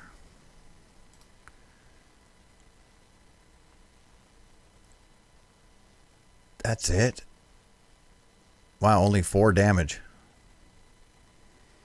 So he raked on you for only 4 damage. So minus your toughness and your soak. So I don't think he did shit to you, huh? My soak is only 1. And what's your toughness? Oh, it's 4, yeah. Yeah, so he just tried to rake on you, and it's like the nails just like bounced off your skin. Like, I just want to do... I'm going to do a belling war cry and just start laughing at him. Okay, these other 2 Ungors come charging in on you. Uh-oh. I stopped laughing. Oh, shit. And they are also performing a Savage Strike on you. Oh, for 3. And that is... You also took a critical damage. So 4. Oh, you know what? You have to take a minimum of 1. So you still took 1 damage, I'm sorry, from the Gore. Okay. And you're taking a critical from these Ungors that came in and just ripped at your flesh. And what's your critical? Severed sword hand. I think that's what happened to you before. No, the other one was just fingers. Okay, so severed sword hand says... what is it? Where's that? Combat? Yes. Your sword hand is crippled. You can't do anything requiring that hand. And it has a severity of 3, which is not going to be the easiest thing to heal. So they came in, and like one of them just grabbed your wrist, and the other one just took a big bite in your hand, and it just totally maimed and crippled your hand. This is all sounding so familiar. Isn't it? And the last... do I drop my weapon, or can I switch hands now? If you want to switch hands, well, we're going to say you dropped your weapon, of course. I mean, that's some severe pain there. Okay. And we're also we're going to have to put your damage to 2. So we're going to say you obviously dropped your weapon there. All right. And let's see. So this last Ungor is going to charge in on Azoth.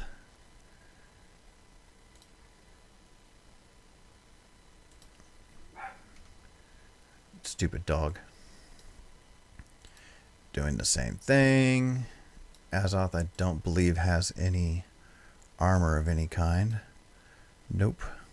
Okay. Oh, you bastard. Ah, what the fuck? Piece of donkey shit. Oh, 3. So you also took 1 critical damage, Will. What's your toughness, Will? It's a 4. Okay, so you're going to take 1 damage, and it's going to be from a critical. Let's see what your critical is. Severed leg. Your leg is crippled. You can only move at a crawl or hobble or on crutches. Wonderful. So he came in and just absolutely ripped your thigh right open, and it just put you right on your ass. And Vern Hendrick hops off the buckboard and goes running up here, and he's yelling at them to open up the gate. And this is the gate you guys see sitting out front. And you see a guardsman sitting up on top, and he's kind of freaking out. He's like, we're not opening the gate with those things out there. And he's just pounding away on the gate. Open up, you motherfuckers. Open this goddamn gate. And he's looking back behind. And the driver's trying to pull the wagon ahead real slow. So we're at the top of the order. Who would like to go? I'll go. Okay, Mr. Crippled. I'm on the ground, right? Yeah, you're on a knee. Can I reach my bow? From where you're at, we could say if you spend a full round to get it, you could. Thanks, Will. Oh, I mean, Jamie. Let's go.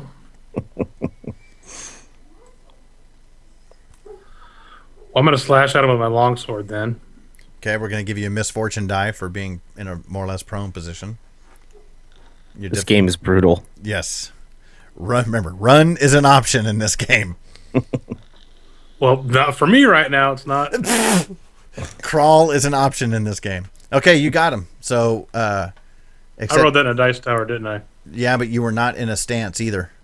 You were in neutral. So go ahead and roll it out. Oh. Roll it out in the open and put yourself back in reckless. And, well, what are you just doing a basic melee strike? Yeah. Okay, so go ahead and roll it out in the open again. 1 black die. Wonderful. What's that do for you in reckless?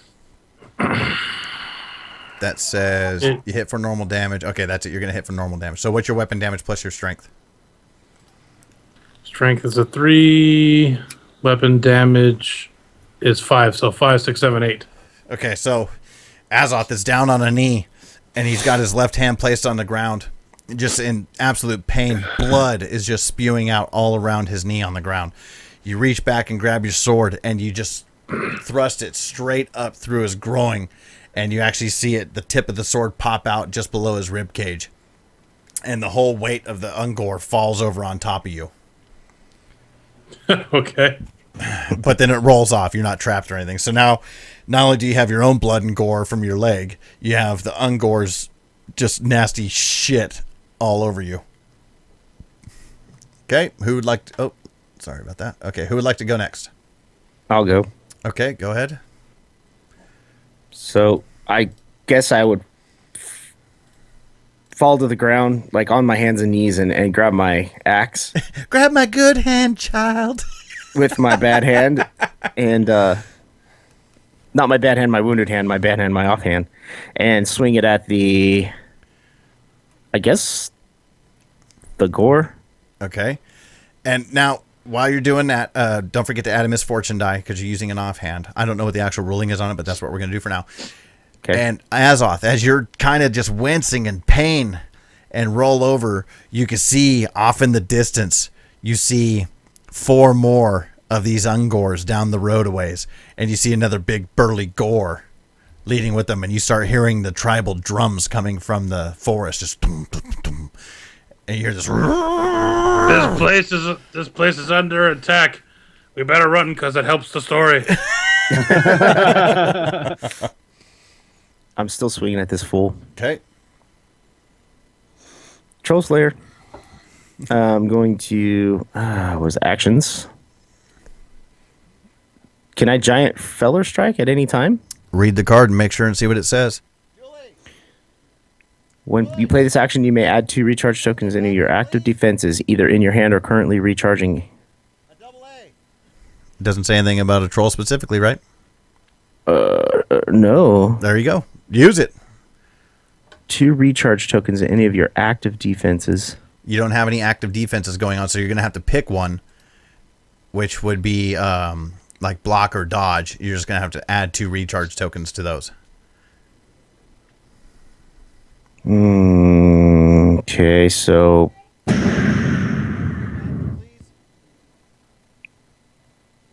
Any of these, or... What's that? See, it says either in your hand or currently charging. Okay, so I pick block. Okay, so add 2. How do I do that? Thank you. He said yes, please. Because in the block window, it has recharge 2 and 2. No. Just right next to where it says block on your character sheet, just put a 2 where it currently says 0. Oh, okay. That's the recharge token area. Okay. Okay, so I will use that. And you said 1 extra. Yeah, misfortune. Add a misfortune die to it. Okay, and that's it, or do I have to add any more? It's still going to be the standard 1 difficulty, which it'll add it in there for you. Now you can shift into reckless again. Don't forget too. So you could be in reckless too. Yeah, why not? Go for it. There you go. And go ahead. It's just the difficulty of 1 purple, 2 black. 1 for using an offhand and his armor. Okay, and you said the purple's already added in, because last time I added 1. Are you pulling Giant Feller Strike right over into the pool? Yes. It has the 2 purple in it already for you. Okay, I didn't know that last time. That's an inherent difficulty, so that's fine. So just add 2 black to that. There you go. Okay. Well, you definitely critted with the Sigmar's Comet, if that's what you choose to do. Yes. What is your damage going to be on that for being in reckless? I have to look. That's going to be with no hit care for normal. You hurl yourself to the enemy and hit for +1 damage. Okay. So hit for normal damage, right? +1 damage, yes. Where are you seeing that? On reckless. You must be looking on conservative. Look on reckless. Ah. Thank you. Okay, so the damage will be strength +1, which is 6. Plus your weapon. So either way, you killed him. Don't worry about that. Plus 5. Okay, you killed him. So you just absolutely hurled him from your offhand. You managed to swing wildly and just bury your axe all the way to the handle in his chest. And then rip it back out, and you see all this long, stringy, slimy shit coming with your axe off of it. And, can I still stand up? Oh, yeah. Okay, then I'll finish my move there. Okay, and then we have Alicia. Go ahead. All right, sorry. I had to put my daughter to bed. So, is he engaged with those other 2? Yep. Okay. Then I'll do prepare and thread the needle on, I guess, the bottom Ungor. Okay. Go ahead. Same. Yeah, because thread the needle takes away any setback dice, right? Or misfortune dice. It takes away. Oops. Yeah, crap. Yeah, I have 1. I can take it away. I'm not sure how to do that. Just double click it when it's in the dice pool.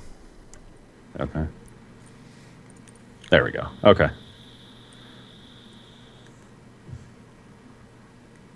Okay. You got a delay. Is there anything that's going to happen for the Chaos Star? No. Okay. So this is how we're going to do it. For your delay, you pull back your bow and you have the arrow in your sight, and you just take this. I have a crossbow. Okay, I'm sorry, a crossbow. And you steady yourself, and you just take this big, deep, inhaling breath. And again, we're going to add another stress to you for the Chaos Star. This whole situation is just kind of getting to you. But we're going to have them attack before your shot goes off for the for the time delay.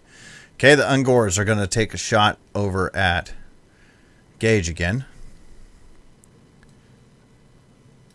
And you're standing now, right? Yes. 4 damage, so minimum of 1. So they just continue to just rake away on you, and just you have these cuts and shit going across your chest and arms now. Okay, and we are at the top of the order. Who would like to go? Oh, no, and then Alicia's shot goes off at one of the Ungors. What's the damage? I got 2 hammers, so my normal damage plus 1 damage for an engaged ally. Okay, so it's going to be your agility plus weapon damage plus 1, which is what? Weapon. So that's 6, 5, so 12. Okay, so yeah. This one raked Gage pretty good, and right when he was down raking on him, a bolt goes right in the side of its head and it falls over on the other one. Sweet. Okay, top of the order. Who wants to go? I'll go. What I want to do is I want to pick up my longbow and try to crawl back up on the buckboard. Okay, what we can do for that, what do you add on fatigue? I think the cart was moving. The cart is moving, but it's moving at a slow pace. This is what we'll do. If you want to max out your fatigue at 5, we can definitely say you got at a hurried pace and really had to exert the shit I'll out of yourself. sleep when I dead. Exhaust this card to recover 2 fatigue. Okay, so you're gonna be at 3 fatigue. I'll put that on there, and now you're recharging for exhaust, which I believe is 4. And we're gonna say you grabbed your bow, and I mean you're crawling like mad and pulling yourself up on the buckboard. And at this time, Vern Hendrick is like, "Open the goddamn gate still!" And the ox is nearer to gates, and you see the guards are seeing you guys just tearing these things apart. And they see the other Ungors and the gore in the distance, and they hear the tribal drums booming. And you see them, they're like, "Kill that one! Kill it!" And you hear the gate start to open up. Who wants to go next?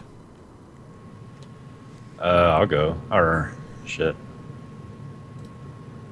What is recharge? I forgot what recharge does. I'll go if you're not ready. Yeah, you go. Okay. Melee strike against Oh, I got you. the last remaining Ungor. Okay, go ahead. Oh, Just one So- purple difficulty. Okay.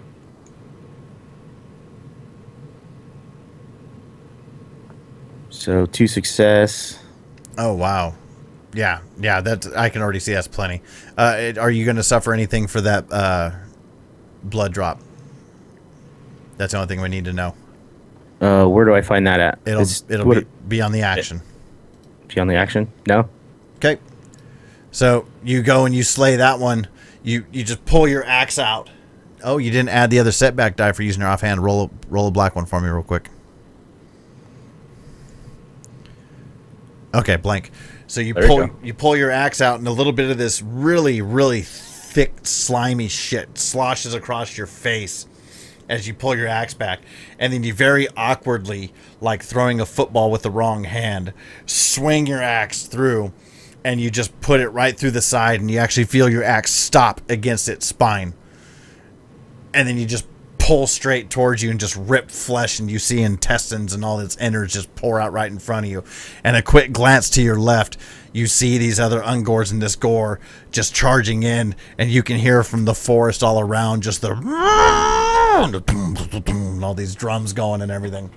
I guess the glaze over my eyeballs would clear up a little bit, and I kind of shake my head and run toward the gate. Okay. So Vern Hendrick gets inside. The wagon makes its way inside. Gage, hauling ass, and Alicia, I'm taking it. You're taking yourself inside too? No, I'm just going to stand right here. Going all Mortal Kombat? Okay, so you guys all run inside. Okay. And then the gates just... And you see Vern back there yelling, "Hurry, hurry, hurry, close it, close it!" And you hear from up on the tower, "They're retreating! They're retreating!" And you hear a little bit of a cheer from a couple of the guards up top. What are you cheering for? You didn't do shit. And they're like, oh, that's all you guys. And they start cheering for you guys a little bit. A couple of them, there's 2 guards. And you see Vern Hendrick. He goes to the guard that's sitting right at the gate. And he starts burying his finger in his chest. You open this goddamn gate when I tell you to open this gate. Just going off on him. And the guard's just kind of like, yeah, whatever, man. He's totally the dude from the Big Lebowski. He's like, yo, you know, that's just kind of like your opinion, man. And so now that that's all done, we're going to go into what is known as a rally step, which is the moment. So everybody can go ahead and you can attempt a first aid check on yourself if you're so able to do so, or you can try a resilience check to recover some fatigue, or you could try a discipline check to recover some stress. Only one of those? You can pick one of those to do, yes. I'd like to try to heal myself. Okay, and then everybody needs to also shift their stance meters 1 closer back to neutral. Okay. If you're going to try, you're going to do stress, you said, Blaine? No, heal my hand. A first aid check? Yeah. Okay, for your injury level, I believe... It was 3. You have 3 wounds? Yeah. I believe that's going to be... Oh, wait, my wounds? No. You said my something level when you gave me my critical was 3. Oh, the severity level? Yeah, that's you can't just heal a critical like that. That has to be done very specifically. Oh, so I can't actually do what I'm attempting to do? You can attempt to do a first aid to recover some wounds, but you won't be able to recover a critical wound just yet. Okay, then hold on, let me look at my... Let me see what I actually need more than anything. Yeah, I'm good. I need to heal wounds. And I'm with you, Blaine. I kind of peeked over at the chat earlier, and fuck you long time said, Jamie, fuck up, and you said how. And fuck you long time, you never answered. I'd like to know where I fucked up. He never answered who he was either. No, he didn't. So fuck you long time. So yeah, I'd like to do a first aid skill check then. Okay, I think for your damage level, it's going to be... I don't recall the rules, but this is what we're going to roll with. We're going to do a 1 difficulty and a 1 setback die for you doing it to yourself. And for each success, you're going to recover a wound. Come on, baby. You recover 1 wound. Ah. Fair enough.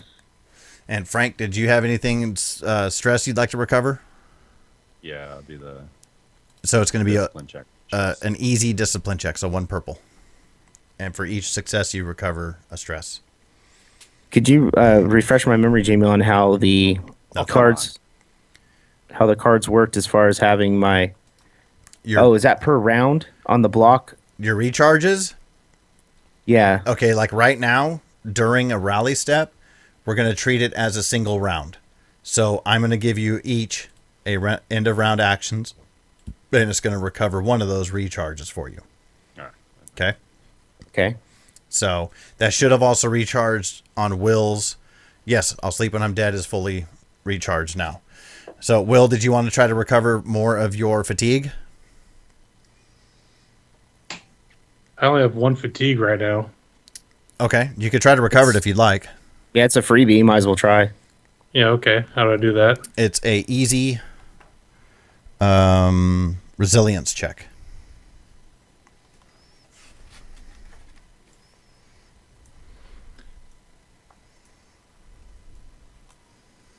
And there it is. Yes, sir. You recover. So as you guys get inside, you notice that the grounds to this place, again, they're overgrown. Okay. Let me show you the lodge.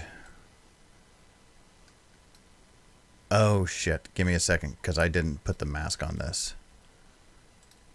And it's kind of important. Why did it not do that?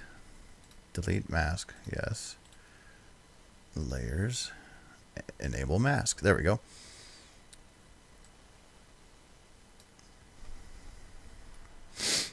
This is a bit of a bigger file size here. That's okay. So this is the grounds. You guys see the gatehouse that you came through, obviously. And as soon as you get in, right outside the gatehouse, you see Vern Hendrick, just like I said, going off on the guard. You guys get inside, and Azoth, you're still up on top of the buckboard. And, you know, as Vern Hendrick is yelling at the guard, he's like, look, we have wounded men here. This dwarf here can barely move now. You should have been opening the gates and letting us in. They're going back and forth and arguing. And they take the cart and over towards the stables. And the place looks like completely unkempt. The whole garden, meaning the grass, everything about it is just looks like it hasn't been tended to in months and months and months, okay? And you can obviously see everything else that's listed here on the map. And after Vern Hendrick is finally done catching his breath, you know, yelling at the guy some more and sitting back and trying to think of something else to say to him, he starts yelling at him some more. And finally the guard's just like, fuck you, old man, you know. So Vern Hendrick finally says, well then, he kind of dusts himself off. Now that we've handled that situation. Good job. Sir Hendrick. Yes? My friend and I need healing. You knighted him, I see. I dubbed thee asshole. He kind of looks at you, he goes, oh, and he sees your hand now, and he's like, oh, it took a, and you see him just kind of look down at his own hand, and he's like, indeed you do, Master Dwarf, indeed. Let's get you and Azoth immediately into the hospice. Yes, to the hospice. Alicia, do you care to accompany us, please? Why aren't you worrying about my needs? I am so stressed out right now that I don't know. But nobody cares about what I want. He takes you guys. No, she's fine. So you see the pathway that kind of leads down and goes to the right. This is just like a big open archway, and he takes you through there. And again, you go inside of here. You see that what was probably very nice stonework with the fountain in the middle, and it's just completely overgrown. It's like, I thought that nobility lived here, royalty. And you know, Vern Hendrick, he's kind of like, pay no mind to the state of the keep, if you will, lazy damn gardener. And as you guys enter into there, you see this big, hulking, burly man. He comes out of the doorway, and he's like, "Oh, there, bit of a battle out there, I see, huh, fellas?"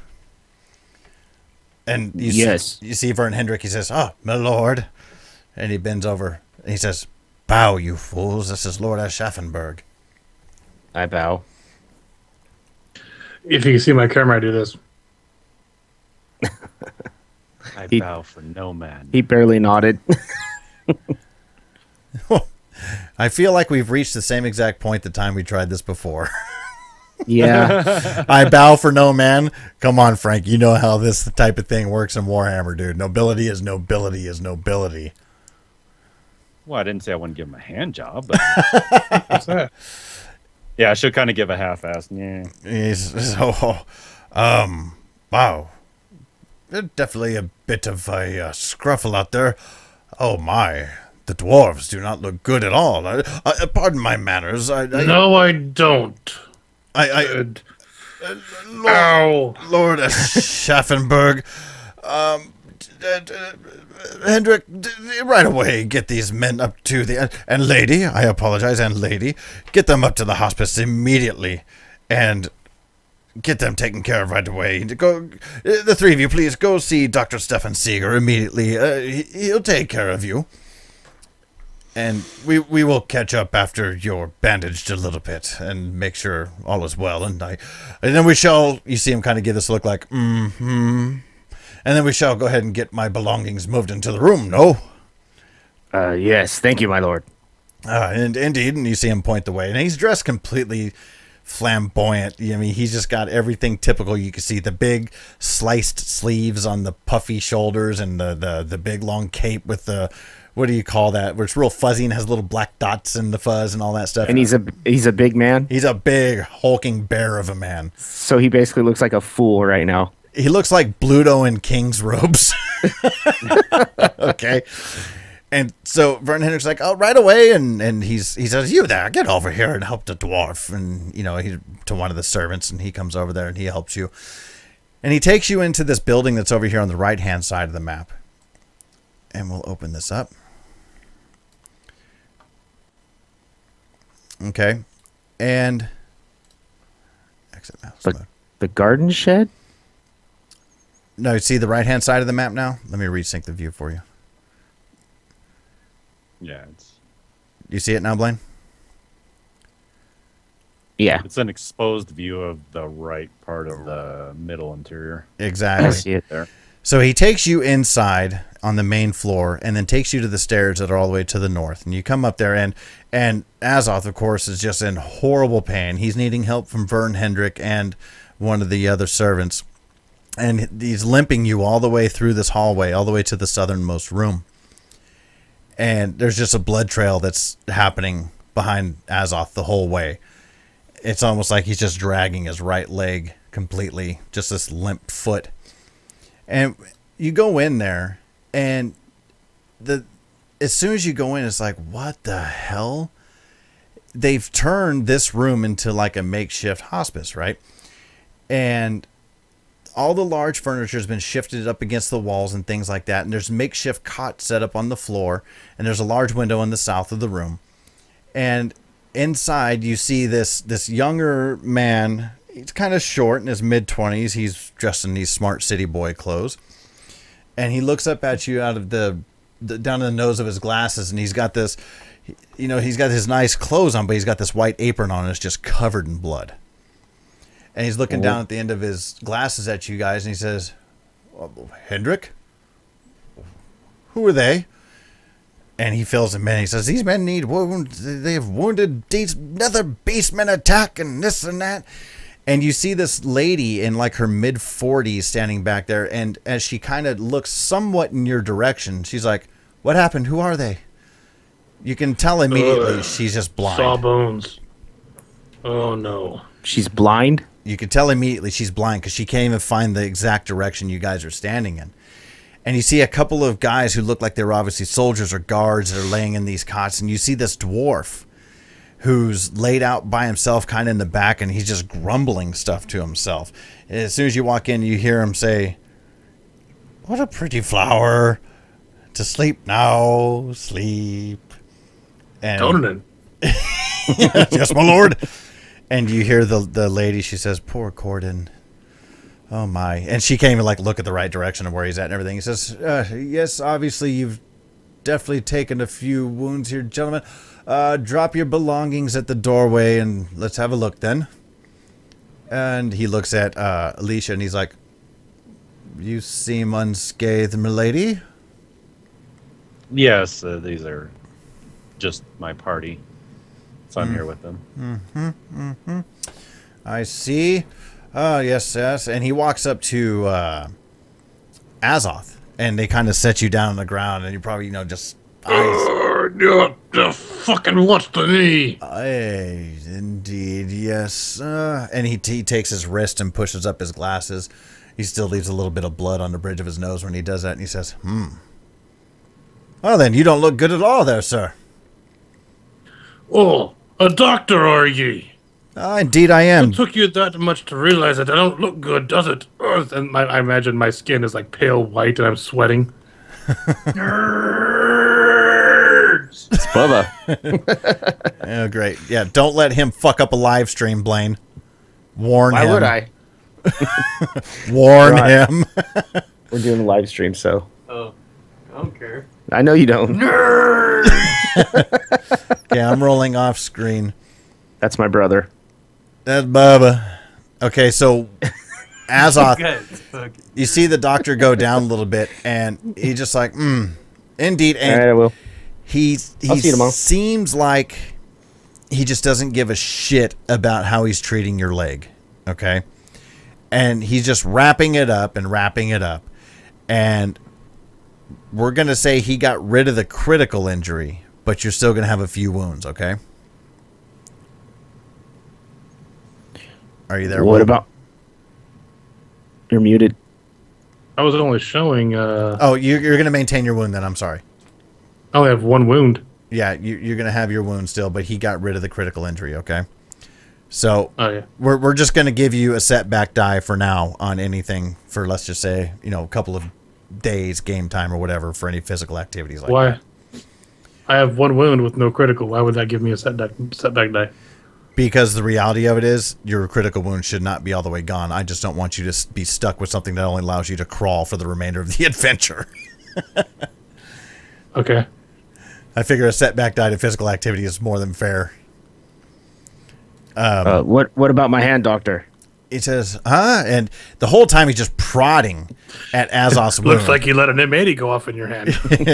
So he's just prodding at your wounds, and it fucking hurts. Like every time he's doing anything on the leg, it absolutely fucking hurts. He's not being gentle in the least. And you say that, and he looks up at you, Gage, and he's like, "Oh, looks like you hurt your hand there a little bit, huh?" Just a little. And Alicia, in the dice tower, can you please give me a average observation check? And he says, "Well, let's have a look at it then." And you see, he's just twisting your hand around, just like real fast. He's not being gentle about it or anything. I'm just trying to bear it. Okay. What's average? 2. And Blaine, give me an average observation check as well with the black die in the dice tower, please. I've already failed it. I'm pretty Average is 1, right? Average is 2.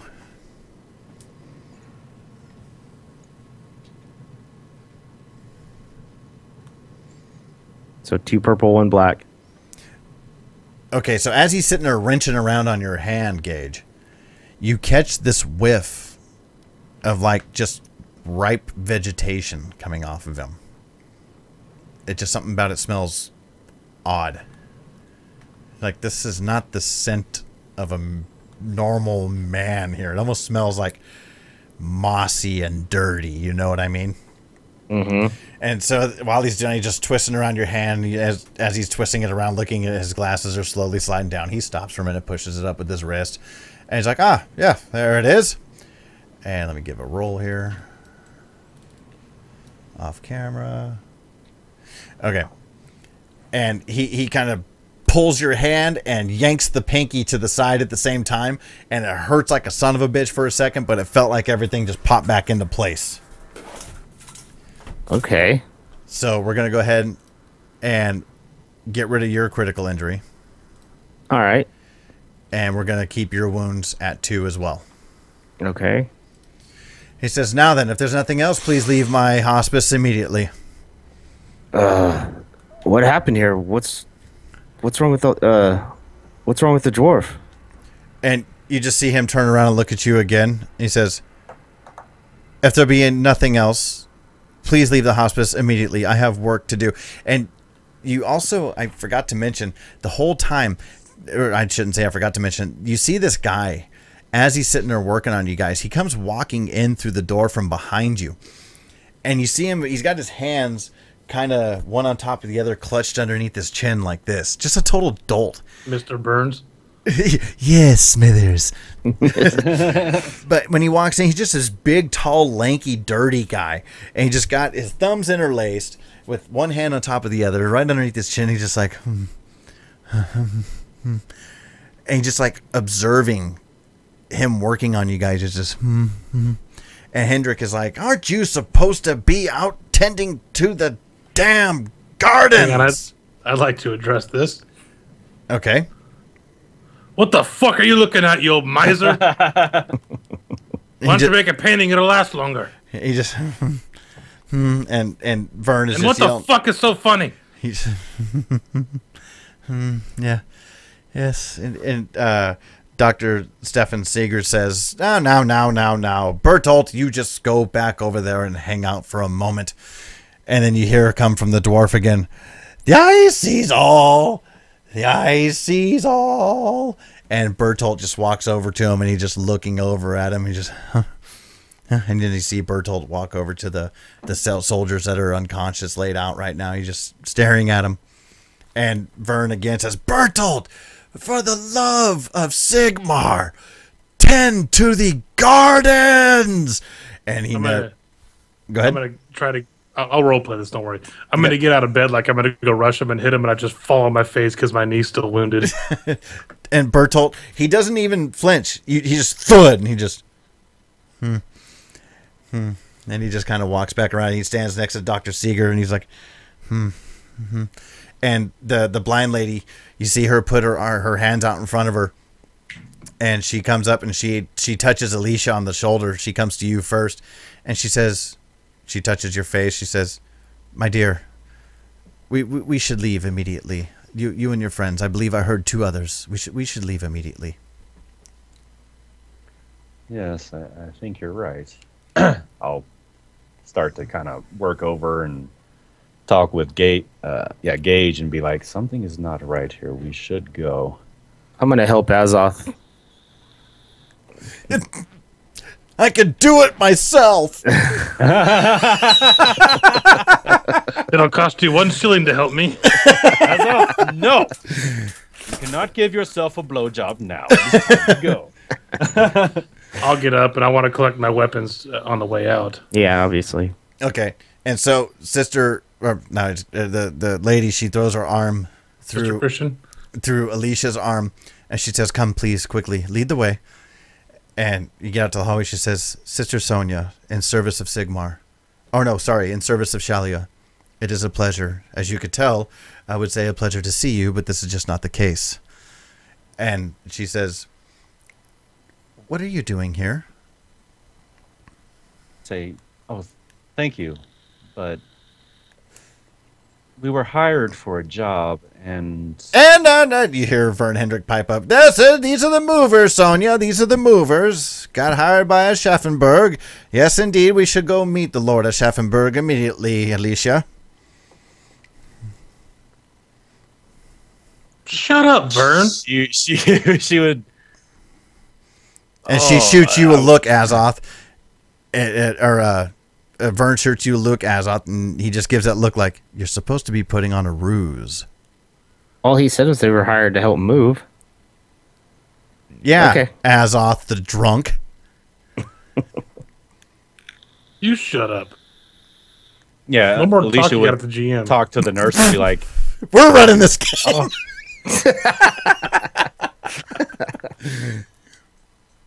I'm trying to think of the best way to word it.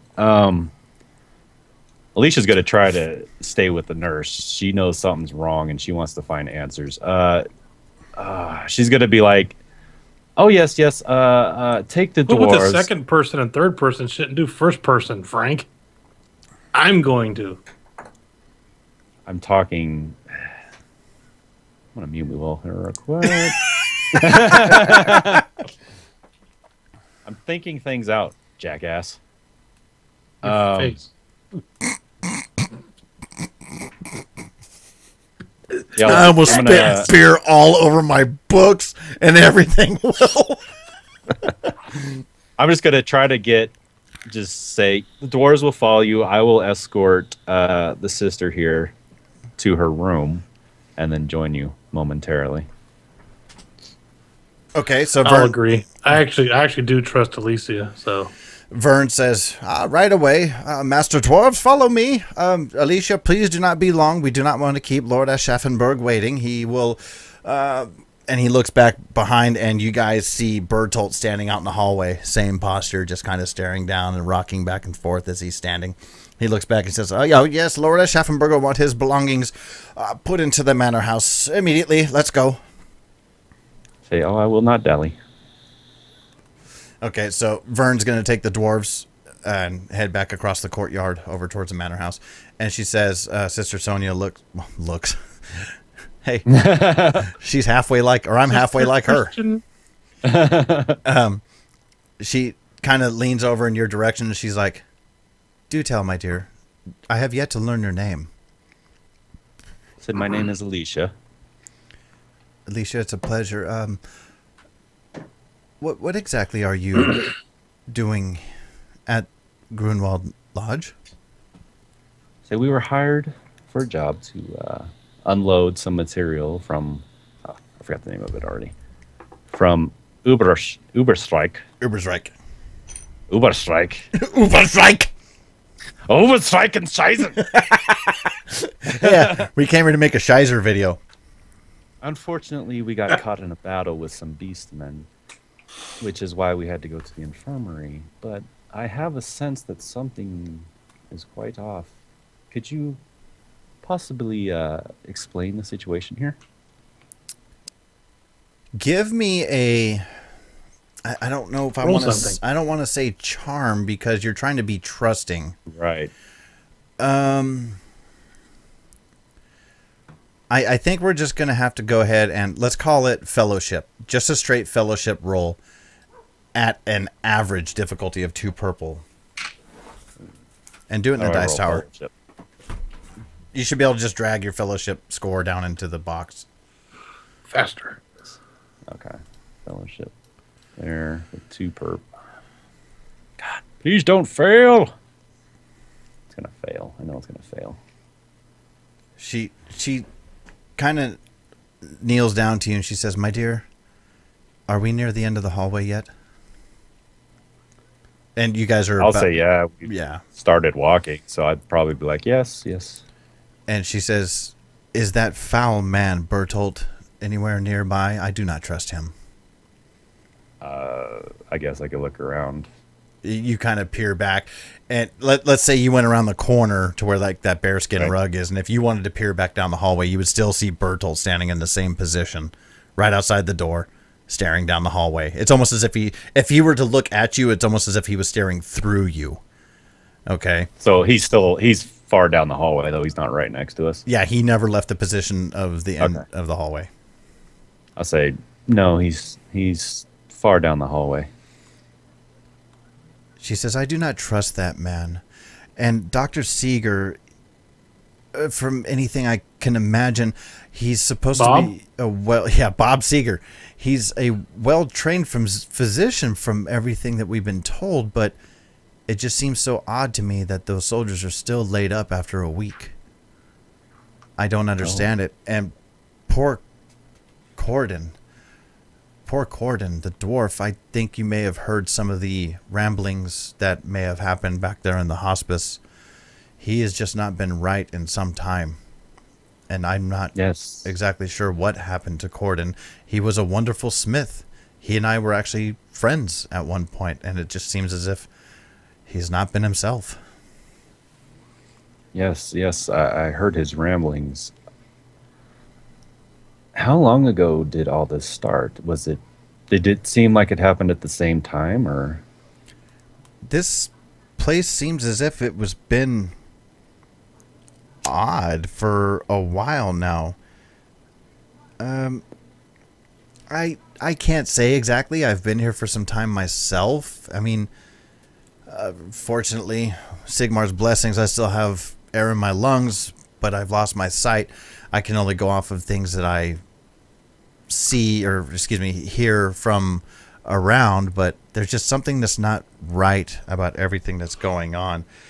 I mean, it's more than clear to me that everyone here is guilty of one form or another of sin. There's no two ways about it.